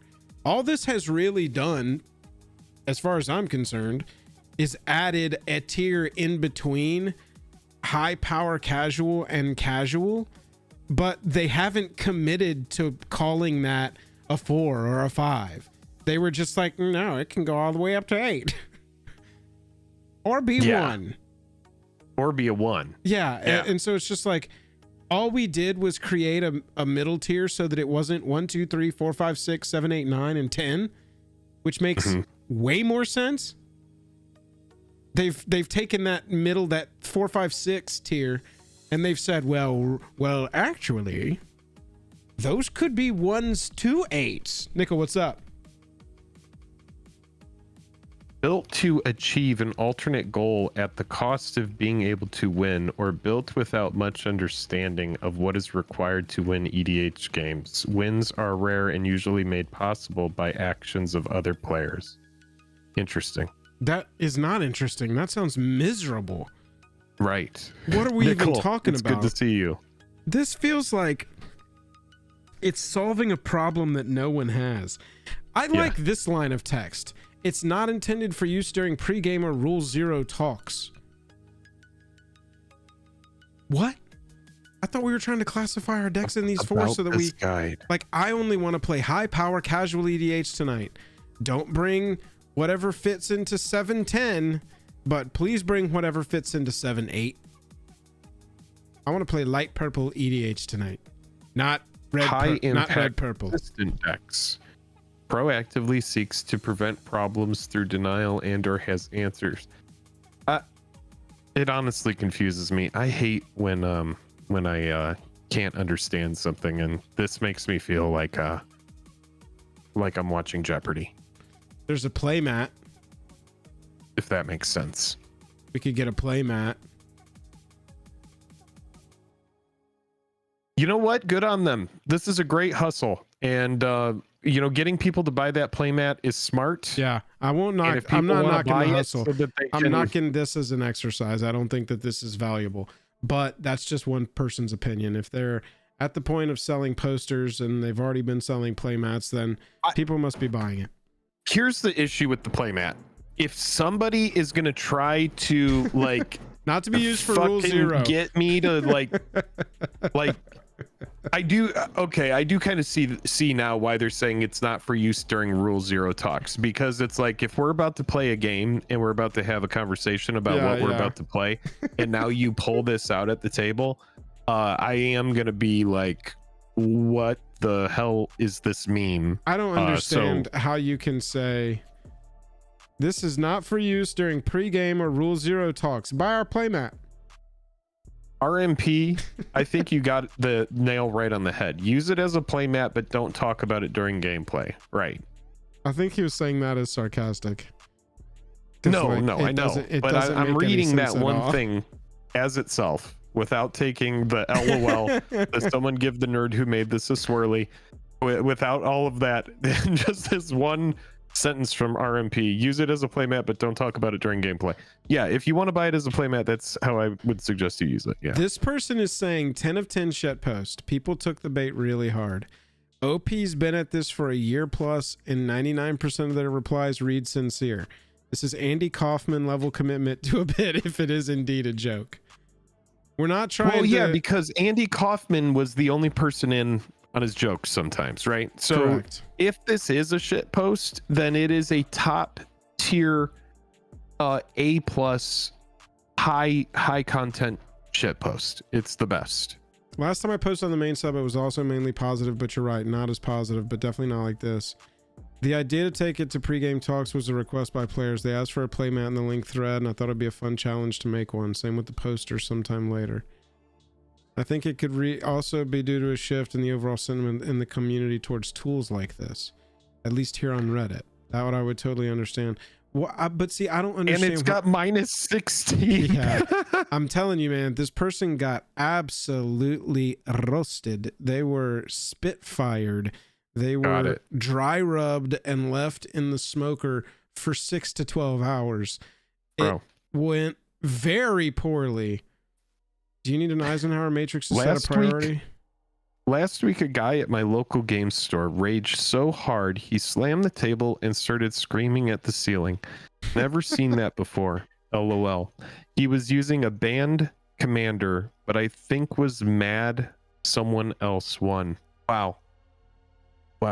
I saw a young man who got like 3 or 4 removals or counter spells in a row played against him pick up a bottle of Gatorade and pour it over his head sitting at the table, and then just continue to be like, okay, let's keep going. It's just sitting there with Gatorade on his head. Are you here? Are you in chat? Are you in here in chat? Last week, it says his own head.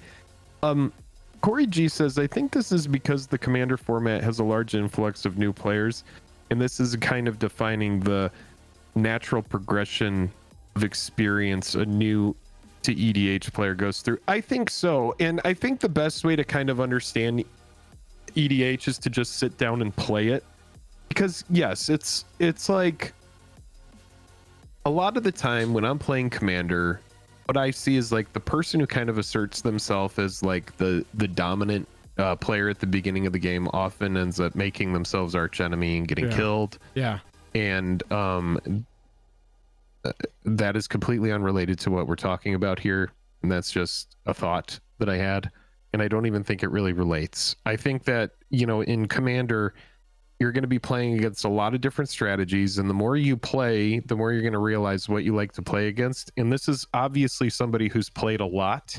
They've played so much that they've created a guide to what they like to play with or play against or how they like to play. Yeah. And good on them for taking the time to do it. But most people, I think it's best to just sit and play your decks. I will say this, 2 years ago, they did post just the chart that they had developed on our EDH. And scrolling down here, I saw 3 negative comments. And they were like, I absolutely cannot see myself using this at a table with a straight face. Basically comments like that. But a lot of, like, here, the solution to this problem is for people to stop being insufferable man children, not this fucking diagram.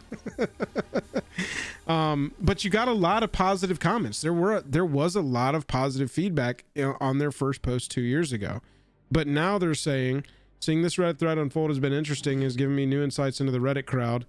Come on, you've been here for 2 years. You knew what the Reddit crowd was like. One post, at least 2 years. One post, you almost get nothing but positive comments and constructive criticism. That's an overshoot, but okay. It was more positive for sure. Post the same thing again sometime later and it's total opposite. I agree. You got absolutely flamed in this post. I also find it interesting how some people are leaning so hard into their own presumptions in their replies. That's the internet, bro. The internet is here to make a quick assumption about what the hell you're talking about and accuse you of shit that they have no clue what they're talking about. That's the internet. That's what we're here for. The internet does not know your story, and it does not care about your story or where you came from. It cares about your post. Nickel says, do you guys think the one alchemy card? Yes. Juggle their performance. We covered that in the stream. So yeah, if that's the stream you're watching, that does look like a hint. Yep. Yeah, I'm really looking forward to multiplayer on Arena. Jake, I need to go. That's a very funny post. I don't know where you find this stuff sometimes, but that's pretty sweet. Man, I was laughing at it. I was like, I had to save it. I need to go take a real quick bio, Jake. Do you want me to pull something up, or are you just gonna rock on this? I'll just read chat. Yeah, I'll be right back. Sounds good. Hey, does anybody have that Reddit article where Chris Cox is talking about AI? And then he kind of like backpedaled on AI. I'm trying to find it.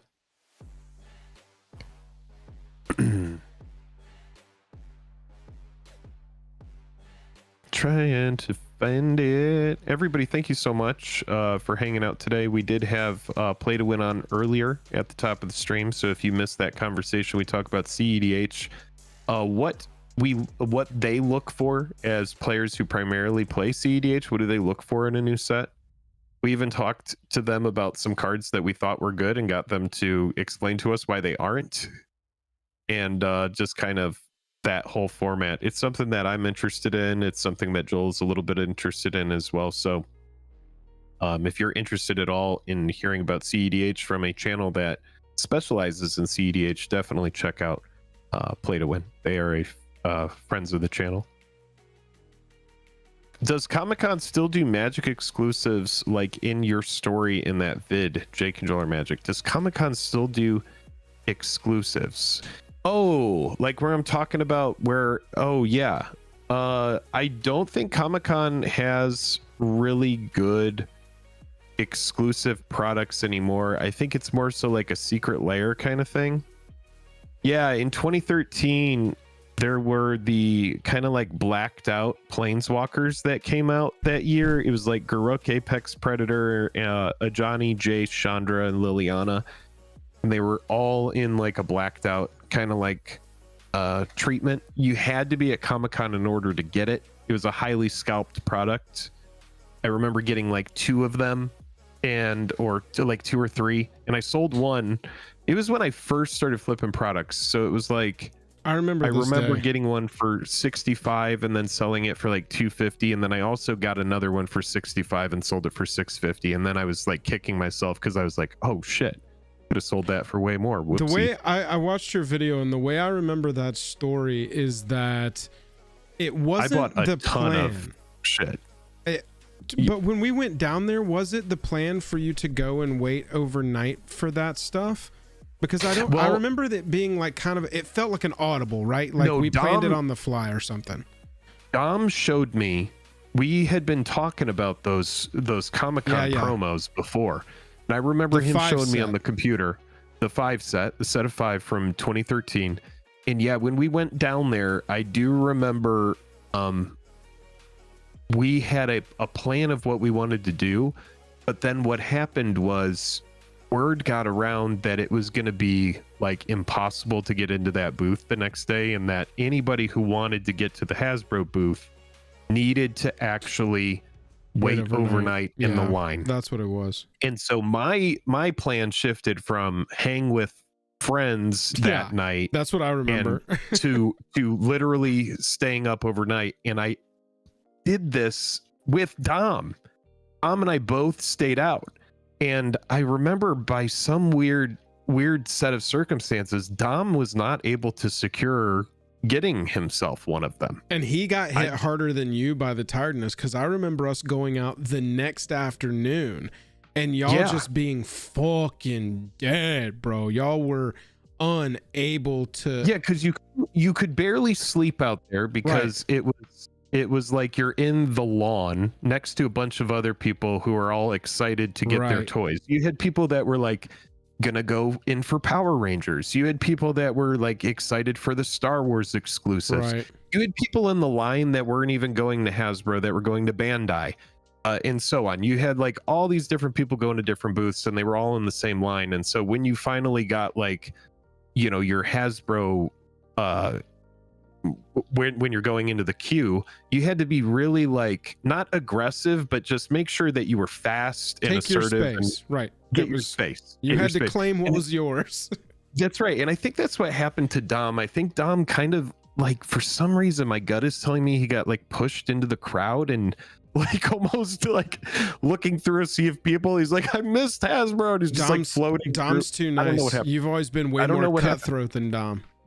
Well, this was my first time trying to do any of this kind of stuff, which was like sleep overnight, buy something and flip it. You know, like what a dirty flipper. I can already feel I remember that being the main night that was supposed to be like the go out party night, and that completely changing for y'all, at least. Like we went out and had fun and then went back to the hotel. But you remember, I bought tons of stupid shit. It wasn't just the Hasbro thing, because I had the big bags of, or it wasn't just Magic, because I remember I bought Star Wars stuff that I flipped. I bought Angry Birds Star Wars crossover that I still have and I'm like, what the fuck? Hell yeah.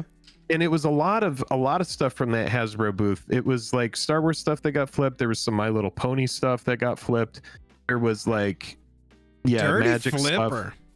Yeah, but I don't really do that very much anymore, you know, talking about that in that video. But I mean, if you were waiting out all night and I'm going into that line, I'm like, why wouldn't I? If I have an exclusive spot in this line, why wouldn't I buy the $50 Star Wars thing that's selling for $175? Might as well get the most bang for my buck while I'm here. You're here. So but then that turned into a like side job when I got back, which was the part they don't tell you about is flipping. You do have to sell it to a buyer who needs to give you money.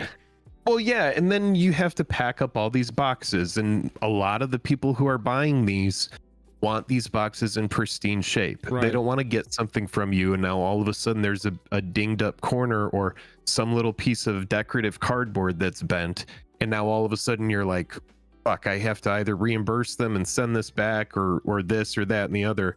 It just came down to, you know, ultimately I would go there for those Magic products, but I only did that. We only went to Comic-Con like a couple years that I remember. I don't remember going to a lot of them. So a lot of those products I ended up missing. I think I went to maybe 2 or 3 ever. I went back and I did it again, and I remember getting the flip walkers, the ones that are like the baby one that flips into a planeswalker. It starts as a creature, flips into a planeswalker. Right. From Origins. Yeah. I had a really good chaos draft at one of those Comic-Cons where I almost won the whole event. Oh, but yeah. I lost in the final round. Remember that Is It deck? I framed that Is It deck along with some other pictures from that Comic-Con trip because that trip was so fun. But Yeah. it was a Is It I remember spellcasting deck with a couple of different creatures that gain like a power every time you cast a spell or are able to attack, and they're defender with huge power toughness but can't attack unless you've cast a spell. That kind of deck. And in a chaos draft, I was just like able to pull down 2 or 3 creatures like that and a bunch of spells and just whooped that event. Yeah. Lost the final It always round, feels so good to be like, have a deck that's pure gas, right? Oh, yeah. It's just like, especially in a format like that where everybody's just kind of playing with whatever good stuff they pull. To have something that was actually synergistic with itself, everybody was like, damn. I'm sure they thought I was cheating, but I wasn't. No, sometimes the deck is just good. I was that running like the Chasm Skulker or something like that. I can't like remember. When it died, you got a bunch. I was trying to remember the name of the creature, but that is in storage somewhere. I don't know where that is. Yeah. But yeah. Well, maybe one day. That was that little story. You play some Brawl? Yeah, I'm down.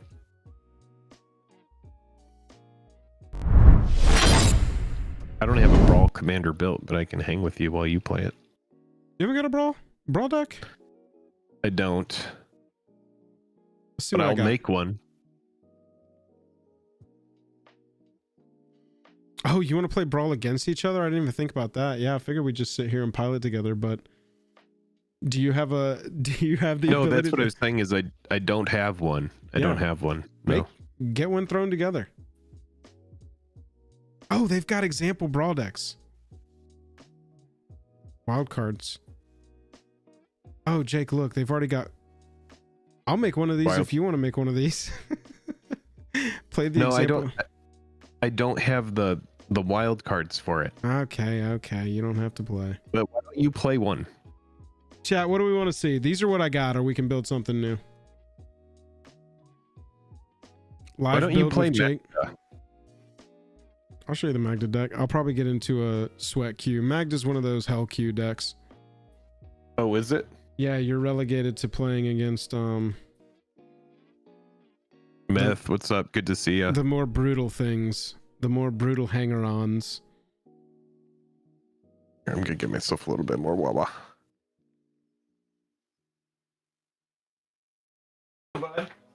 We'll do an on him. Oh, SRAM, bro. We gotta do SRAM, yeah. I think we played SRAM with Jake the other day and kicked some ass. Man, I can't wait for this to be 4-player. 4-player free for all of this is gonna be all I do. Commander-ish. We'll have Commander. Well, at that point, we'll have Commander and we'll have Arena Commander. An Arena Commander will be most of the cards from paper. We'll say most. Would you say 60% is most? I don't even think they'll have 60% of the cards. But they'll have a lot of the main ones. But they'll have all the alchemy cards too, because when you're building Brawl, you got to look at the alchemy cards. Because a lot of times for a digital experience, the alchemy cards outplay paper cards. Yeah, we'll see, Jank. I don't know. I don't know what it's going to look like, but I'm excited for it. Nickel, thank you very much. I worked hard on that one. Appreciate you. I didn't know if I could entertain people talking about one commander for 10 minutes, but I feel like I pulled it off well enough. People seem to like it.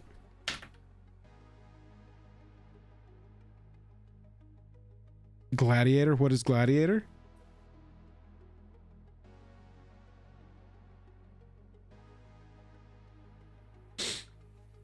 This is a pretty hard keep against, especially against the Samet deck. So we got queued against the Samet deck, which is a haste deck. Oh, okay. So right now, Kibler I think plays this. Yeah, Samet is good. I think our play here is keep for sure, and we're just gonna slam out 7 dwarves and try and go over the top of their creatures. Voj has been fun in Brawl. Oh, Nickel, has it really? Interesting. I can't imagine. I can't believe you got 3 of the 7 dwarves. That's pretty dope. Yeah, pulling 3 of the 7's pretty nice. Wait, how big are these decks? Are they 60s? No, this is 100. Oh, it is a 100 card format? Yes, sir. Okay, we can't do anything about the Minister, unfortunately. I think you just send out a dwarf, yeah? 2, 3, yeah. Yep. We're just gonna start the train of growing. A funny thing about Magnus cEDH is it doesn't even run the 7 dwarfs. Can you believe that? It plays a bunch of 1-cost dwarves. Yeah, it doesn't need to. All right, they're gonna get to draw a card off of this Samet hit here. Oof. Haste deck coming in hot. We're gonna need to do some things. Oh my god. That is extra. All right. Now you can at least do some blocking, right? Yeah, I mean, we're just gonna try and... This is good. Like I said, this is pretty good. Next turn, we slam another 7 dwarves. We're just going. We might go 7 dwarves and Magda next turn. Here's the thing, is if they want to dash out their friend again, then they're going to be swinging into a board. I think they hope for removal here. Yeah, see, they've got the removal here. We needed to get to 4 toughness. Right. Are your Brawl decks on Moxfield? Yeah, Nickel. Yeah, they are. The most of them. I will say not all of them. I don't think all of them are worthy of being on Moxfield, but the ones that I really like are on there. And I just put a video on our Patreon for our $10 patrons and up that specifically... We're going to take 5 here. Oh, we're going to take more than that. We're going to take 6 here. That goes over 3 of my Brawl decks that I like the most right now. Bro, we're cooked. Yeah. This Samet is nutty. They got a really good draw. That's a really good draw. That is probably the move. They're going to be able to cast Samet again next turn if they've got a land, which they do, but they're going to draw a card. They'll get 2. I mean, we really don't have any other choice. I mean, it will definitely swing your dwarf. See if they are going to let you get the 2 through.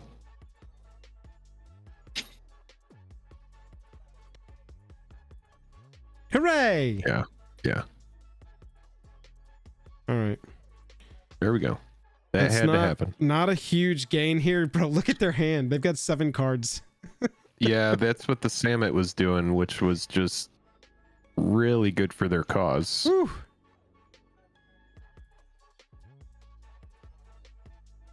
You need to get to that Chandra. They're gonna destroy. Do they have to do that now? Because they've... Yeah, they're the only ones with targets. Oh, wow. They just punted. No, a shame scoop. Oh my Incredible. God. Incredible. Incredible play from our opponents here and there. Punt. Oh my God, dude. Into a shame scoop. Punt oh my folded. Goodness gracious. Punt and we're done. They're like, I can't even deal with this. I'm never getting Samet again on this. Bro, that deck exists completely. Just run it back. That was great. No, I was gonna say that deck is boring. Let's play SRAM. SRAM is a straightforward deck as well. Magda's just really so like enjoyed that. Get to treasure. Okay, we'll run it back. Yeah. No, I mean I'm just saying because of the punt, but no, we could play a different deck. I'm not going to tell you what to play. I'm not controlling anything, so you play what you want. I had a request for Anam. We'll do Anam. Anam is straightforward too. Anam is attack and get counters. We'll see if they have the removal to stop me. Anam needs like, you need if you're the opponent against my Anam deck, you need a clunky draw out of me.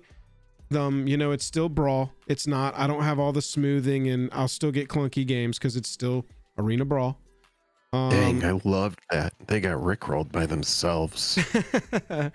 But a lot of times if you've got like, you'll need 3 pieces of removal in the first 3 turns.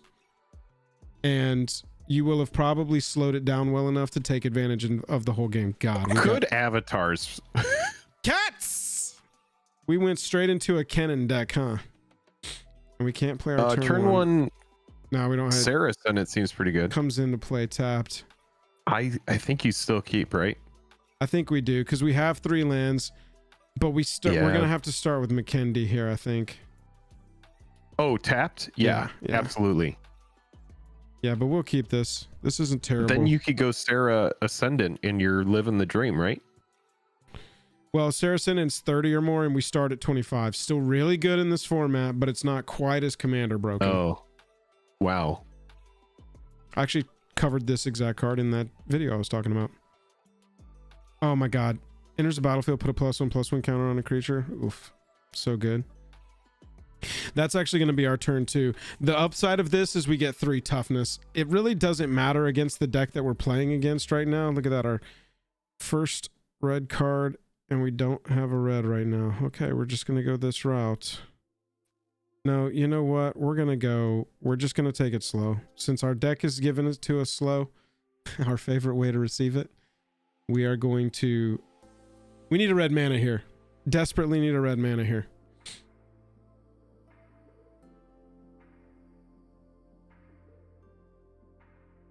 We need a red mana. LP, if you're still around, I need you to message me on... I need you to message me on Discord to get your packs from earlier. Damn, we did not get the red mana that we so desperately needed, but they're mana starved as well. So we're just gonna start doing our thing. I don't think they're going to trade that druid. I think you should just swing that ascendant. 100% attacking. If they want to trade in what is their 3rd land right now for my 1/1 lifelinker, they're not doing it. come at me, no baby. way. Let's go. Man, we needed a red mana right there. We need a mountain. Give us the mountain. Show them. What does no Homestead Courage mercy. do? I don't know this card. +1/+1 on a creature and gains vigilance, and it's got flashback. It's so we can grow on them faster and faster. Oh, you can actually get that on the Ascendant. That seems pretty good. Oh yeah, that's not bad. That's gonna get your Ascendant turned on. A lot of things turn me on, dude. And Ascending is one of them. Is this my favorite Brawl deck right now? I think so. I think This just is gonna be because the I mana haven't fixing here. perfected the Kennen one yet. Come on, dude. All right, we are gonna go. We're gonna try Seems and easier. go pretty hard on the Sarah Ascendant plan right now. Yeah, dude. Wait. Oh, it's sorcery speed. I see. Yeah, Never yeah. mind. Oh yeah.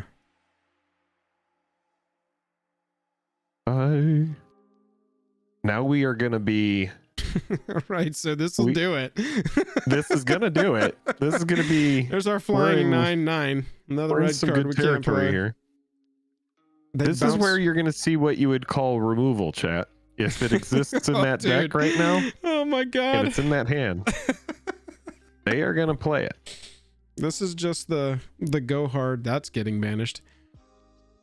Nope, that's getting banished. That Red mana. red. Red for red. Okay. 1, 2, 3, 1, 2. We've got 5 mana to use. I definitely think you're swinging with the 9/9. I think that that's going to be the best play as well. Whenever you cast a what? What does it do? Whenever you cast an Leona? instant or sorcery, it's got Magecraft. It's a mid card. It just happens to give all creatures +1/+1. It's supposed to be like a win con, but it's a mid card that needs to get cut eventually, most Oh, likely. was banishing light and enchantment? Yeah. Oh, okay. Yeah, I was yeah. gonna say because that would play nicely, but no, I think you definitely we can't let banish this the go Kinnan, in. right? Yeah, we can't let this go unchecked. This is way too much mana right here. Yeah. yeah, definitely. Yep. So we just got to do it. I really wanted to hit the Circle of Dreams Druid. And we'll just go ahead and rob her and just keep putting pressure on here. I mean, Clever that seems pretty impersonator. good. Can we copy our Sarah Ascendant? They're at 6. Now all of our I mean, creatures are this is- +1/+1. We're gonna see I mean, what they are able these to decks do. can pop, bro. They've got to answer the 10/10 in the air. Yeah, they're not going to be able to. They don't have enough mana to really... Nope. Nope, that doesn't have reach. Now they're out of mana. Wow, that was so much.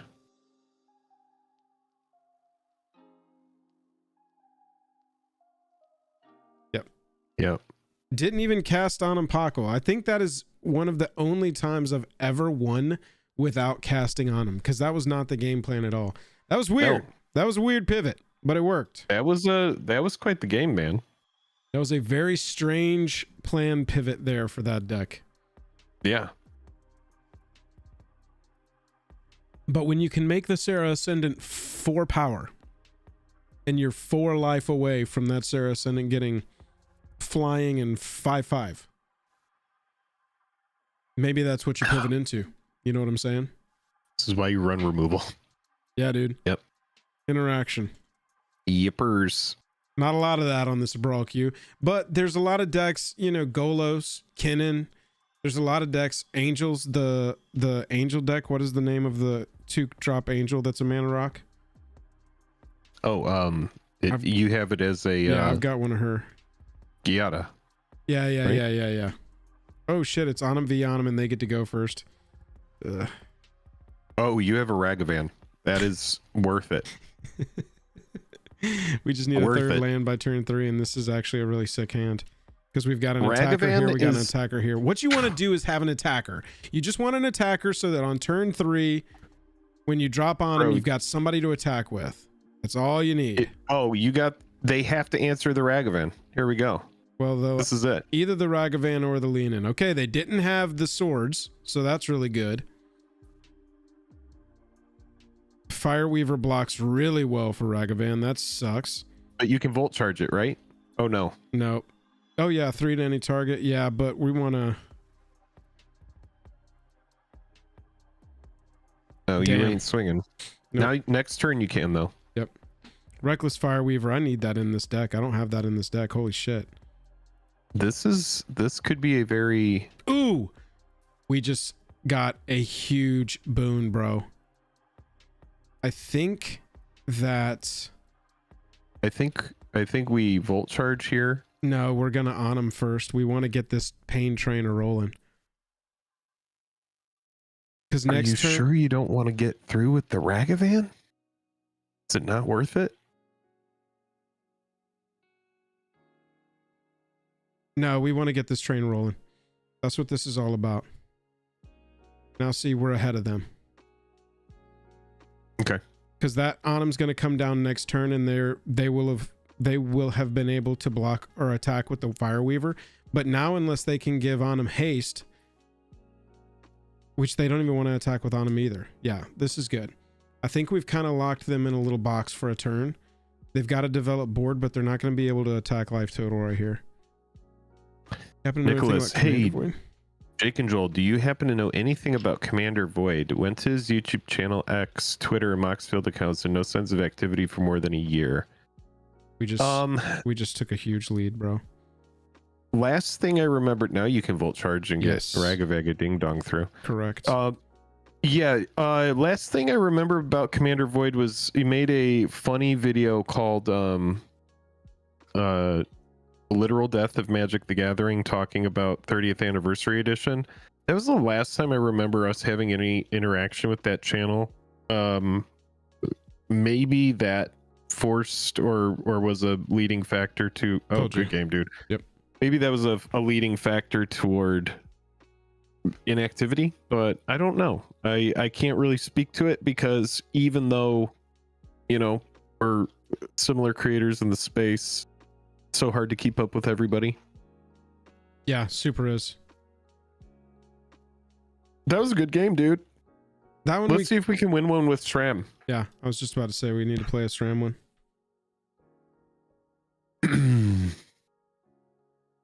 Little SRAM, little SRAM. Yeah, at that point. Yeah, I'll make a Brawl deck for next time. That way you and I can play. Yeah, hell yeah. Hell yeah. They've got those starter ones down there. If you dupe it. But you'll be able to build one. You'll be able to build them.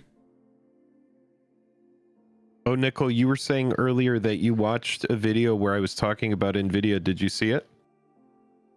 Continues to go up. Continues to impress. Line go up. Line go up. Line go up. Line go up. Yeah, it's pretty wild. Are you holding any shares? Don't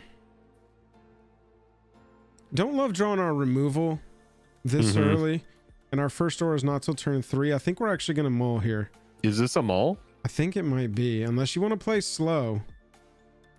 This is kind of a more control-y play here, but we are drawing off of these auras. So we're drawing off of our removal. We've got a turn 2 play SRAM. I think I'm fine with it. You got your turn 2 SRAM. Right. As long as they don't remove that, I think I like it. Yeah, we've got a turn 1. I mean, playing SRAM turn 2 is always going to be a dice roll, especially against a deck with black in it. But, you know, it is what it is. We've got the removal to back it up, and hopefully we can... Would you rather have bought NVIDIA or Bitcoin at Aether Revolt launch? Either. Probably Bitcoin, right? Yeah, probably Bitcoin. Oh, look at the brooding vampire sleeves. Daddy Markov. D Hammer says, "Can I count on playing Jake's Magda or Itali and Joel's Kin and cEDH decks next Friday? If we can get the Inkjet going burr." And what D Hammer's talking about, Chad, is we do have a our Commander League went away, but instead we are doing a once a month Commander play day where Joel and I are going to be just playing games pretty much like all day with people on Discord. So if anybody wants to check that out, definitely go check out the Patreon. That is something that's going to be open to pretty much all patrons at all levels. Or not pretty much, it is open to all patrons at all levels. The pairings, because of time, the pairings will be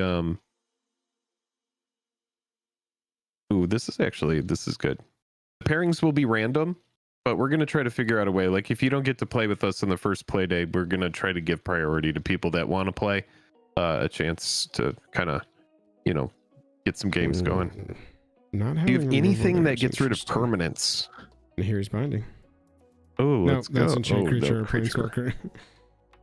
Well, I guess you could swing through Sweet Chariots, right?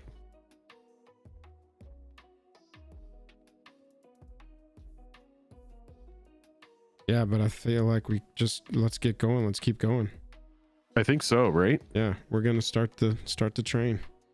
Let's get some power toughness up at the very least. Yep. This is good because now you have a token that gets you around the sacrifice crap. Exactly. If there is any. What is this? Oh fuck. Oh, -1/-1. We're good.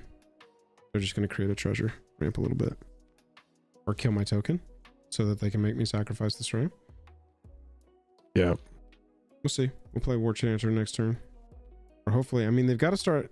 They could answer here. This is going to give them good board. I am scared of their colors. Black is a very powerful color. Whenever a non-token creature you control dives, it connives. Whenever it dies, return another non-rogue. That seems like a good thing to remove from the game. Yeah, that seems like a good exile target. What do you think? How about Flying Vigilance and +1/+1 on our SRAM, though? I mean, I love that, but I hate the Body Launderer.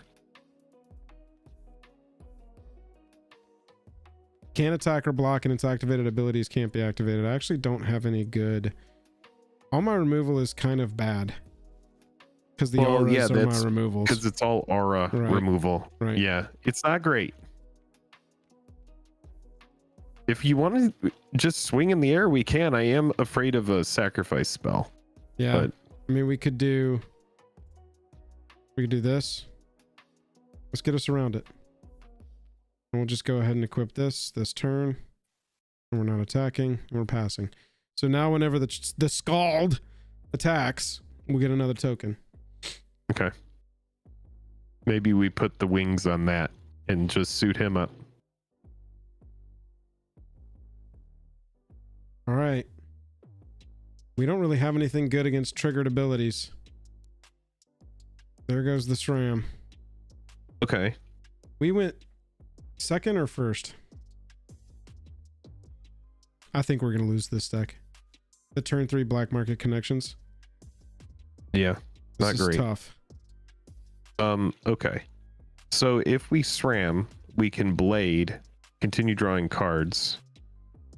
Or we can just SRAM and remove Teysa, for example. That would be a good idea too. We can't SRAM and remove Tesa. Oops. Well, I'll let that go. Oh, So I see. We're going to this. SRAM and Blade. All right, Griff Spoon is pretty good. No attacks. Oh, we need a block here. How much more can they do? Bro, the black market connections is just so much value. Much value. And all Doesn't of these it go tokens, away? Or can they just keep doing stuff? Yeah. It goes away from where? Every turn they draw a card, lose 2 life, create a treasure token, lose a life, create a 3/2, lose 3. Every single turn.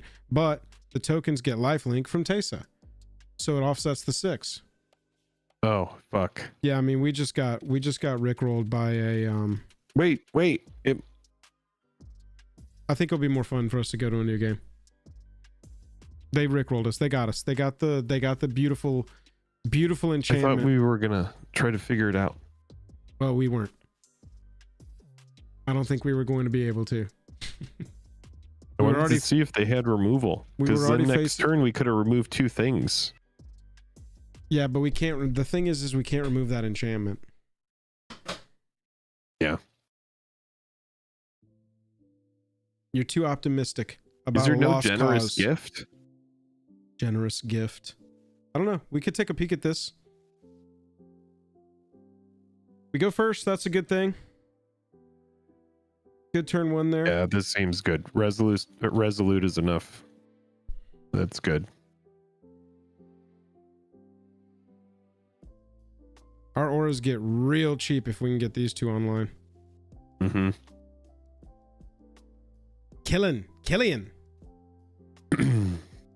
All right, we're gonna throw this into a Swords to Plowshares. You ready? Let's do it. Yep, that's a Swords. Look at that. What the hell else would they be pausing for 1 white mana? Oh wow, they're not swordsing EOT.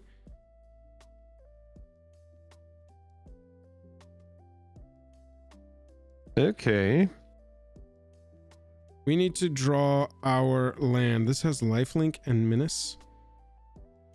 We really need to draw a land, so we're gonna try and play an aura draw land. You know Yeah, what do we put on? We put it on SRAM because the Watchdog. Yeah. We need a land. Damn. We really needed a land. We're not attacking. No, we can block. It's got menace. Right now we can block it completely and it can't get anything going on with their game plan. Spells that target a creature cost 2 less to cast. Gotcha. Any creature. So this is going to be removal.deck. We're going to have a really tough time playing against this deck. Especially if they don't do anything. Yikes.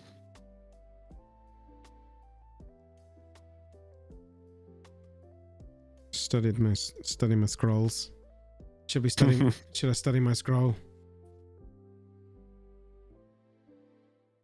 It doesn't obey me, it cooperates with me. That's how Ash and his Charizard were. On vile wings and bloody wind, the swarm will rise. That's what I say to myself every morning. Okay. Now this is an interesting game here. they're in step. Yeah, the 11:08 Wednesday evening queue of Brawl is kind of interesting. Now we're discarding things. All right, we really need to draw a land with this.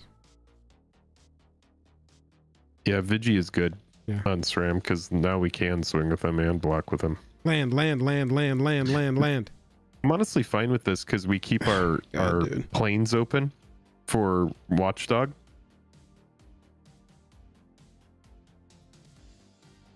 You see what this transforms into? When this enchanted creature dies, it returns transformed attached as a curse where their creatures come into play tapped. That's good. Yeah, 1 mana, right? Pretty sweet. I honestly am... This is the weirdest game.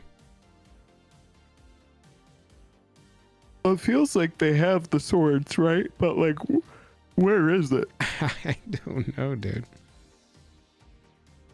Do you think Fallout not coming to MitGo will create problems for Legacy or Commander and MitGo? Not Commander, because it doesn't matter if you have all the cards.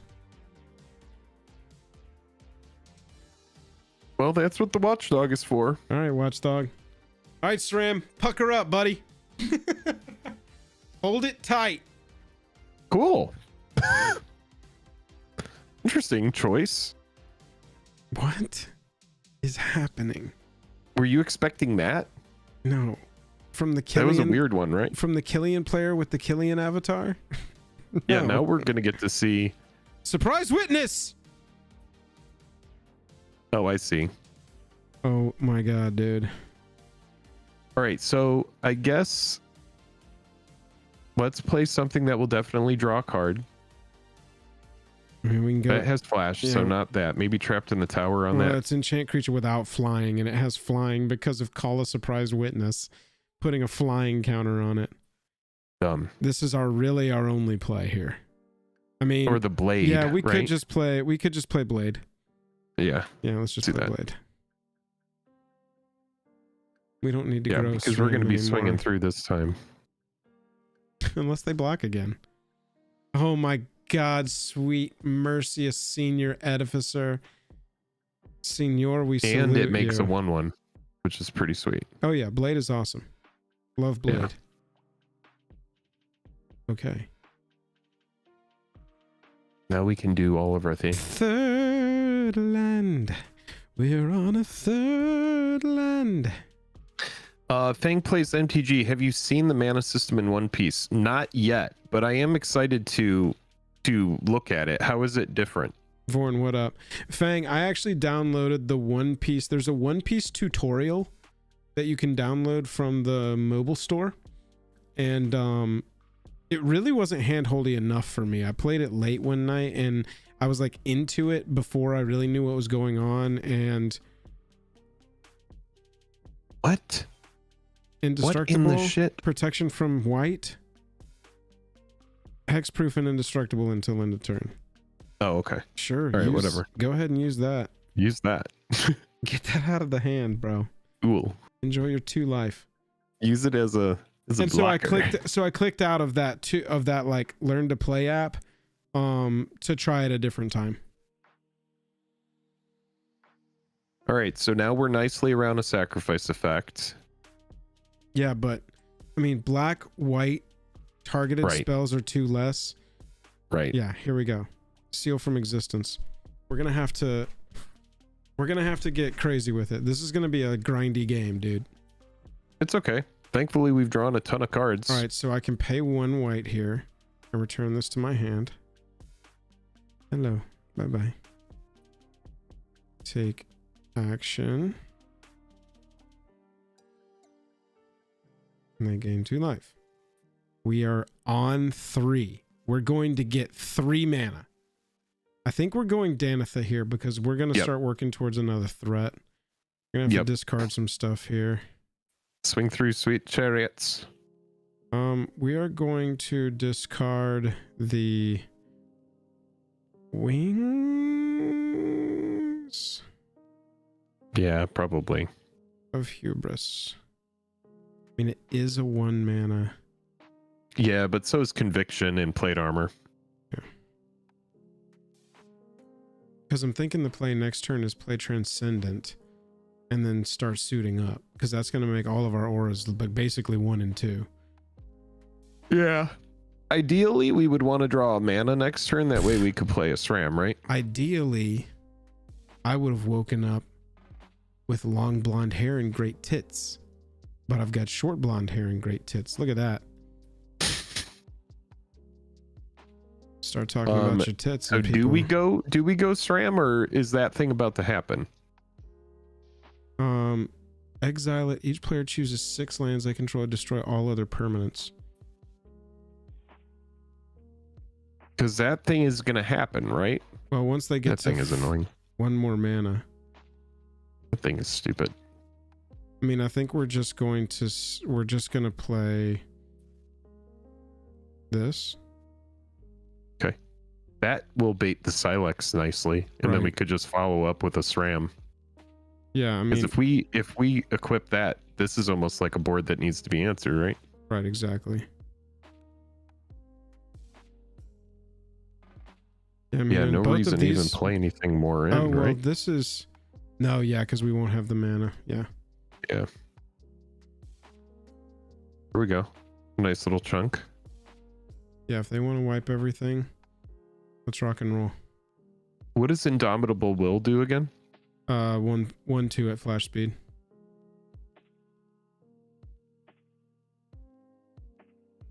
They're gonna be like Silex. Yeah, dude, activate it. Yeah. All right, we're not silexing this turn. Not attacking either. Oh. Oh. We don't have enough mana to do it all this turn. Can we not? No, but it does force them to do it next turn. That's not bad. Yeah, and I'll have enough mana to play Conviction and return it and equip this. And this is...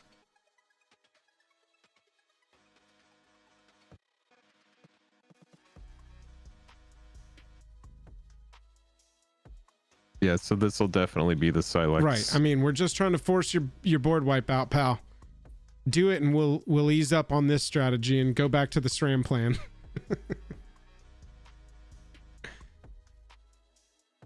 I mean, because they're going to have to destroy their other permanents, right? Oh, yeah, that tells me everything I need to know. Yep. Now I just need to remember to return the Conviction. Yeah. They pay one. I'm wondering, though, what the point of playing the Phyrexian Reclamation was. I guess just to get Killian back. I mean... Each opponent sacrifices a non-token. Okay, so I gotta sacrifice Danitha here. Oh, they're not even using the Silex. Okay. Luckily, she's got 2 equipment on her. Well, now you can just destroy the Silex with the hammer if you wanted to. Yeah, that's true. Let's see where we... Or we just kill the children. Yeah, definitely that. And I think this equips for free right now. Oh, no, for 1. Oh. We'll take a 6 chunker. Now we're untapped.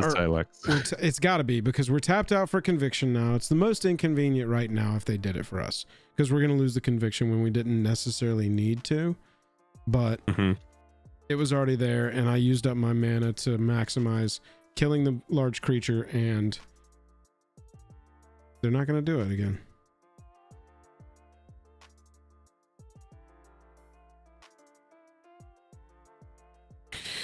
Okay. I think we're gonna go. No, I don't think we overcommit here. I think we just trap in the tower of that thing and force the Silex. Yeah, swing those sweet chariots. Can you get the giant killer out? I would be fine to commit the giant killer. Sure.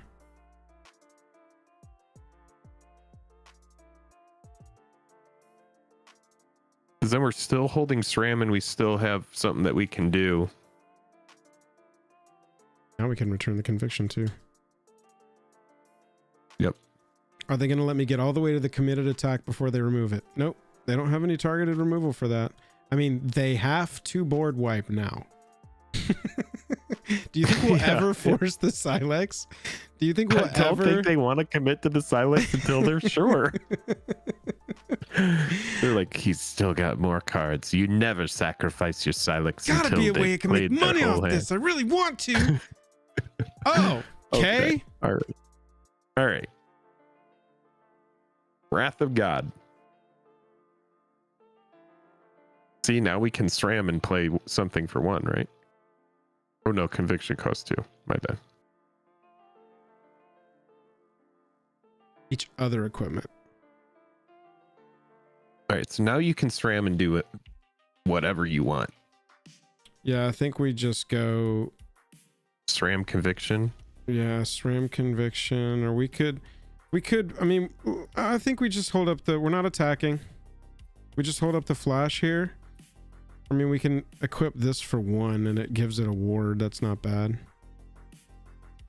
Will that force the Silex? I don't know, man. I don't think anything's going to at this point. But yeah, you know what? Here we go. We're just going to go plate armor. We're going to go deconstruction hammer. And we're going to say, you know what, pal? Activate the Silex or don't. We don't care. Look at our eyes. Look at our eyes. You can tell we don't care. It's going to be like, I'm doing it. Look us deep in the eyes and tell us if you think we care. At this point, I just want to know what the point of the Silex is, if not to use it to save yourself. Here it comes. That for me is like, here it comes. That what feels I like... would. Yeah. Oh. Okay. Good. Smart. So now we're just playing board wipe .deck. I mean, that's what it looks like to me. Just. Yeah. I'm gonna keep presenting a threat. Because I can do this. Yep, that's true. I can do this. That is true. I can do this. All right, dude, your turn. It's gonna be like, oh, but what about my Vanquish the Horde? What was the point of it? I'm gonna use the Silex. Damn it! I'm doing it, dude. Next, we're gonna get. Oh my god, it's gonna be a 5-mana board wipe. You watch. This deck is board wipe.deck. This deck is intended to make me concede. They don't know though that I'll sit here and fuck them up all night. Rise from the grave on Sheoldred. We have to sack a creature. Jesus Christ. All right. So now you can SRAM and do Sentinel's Eyes.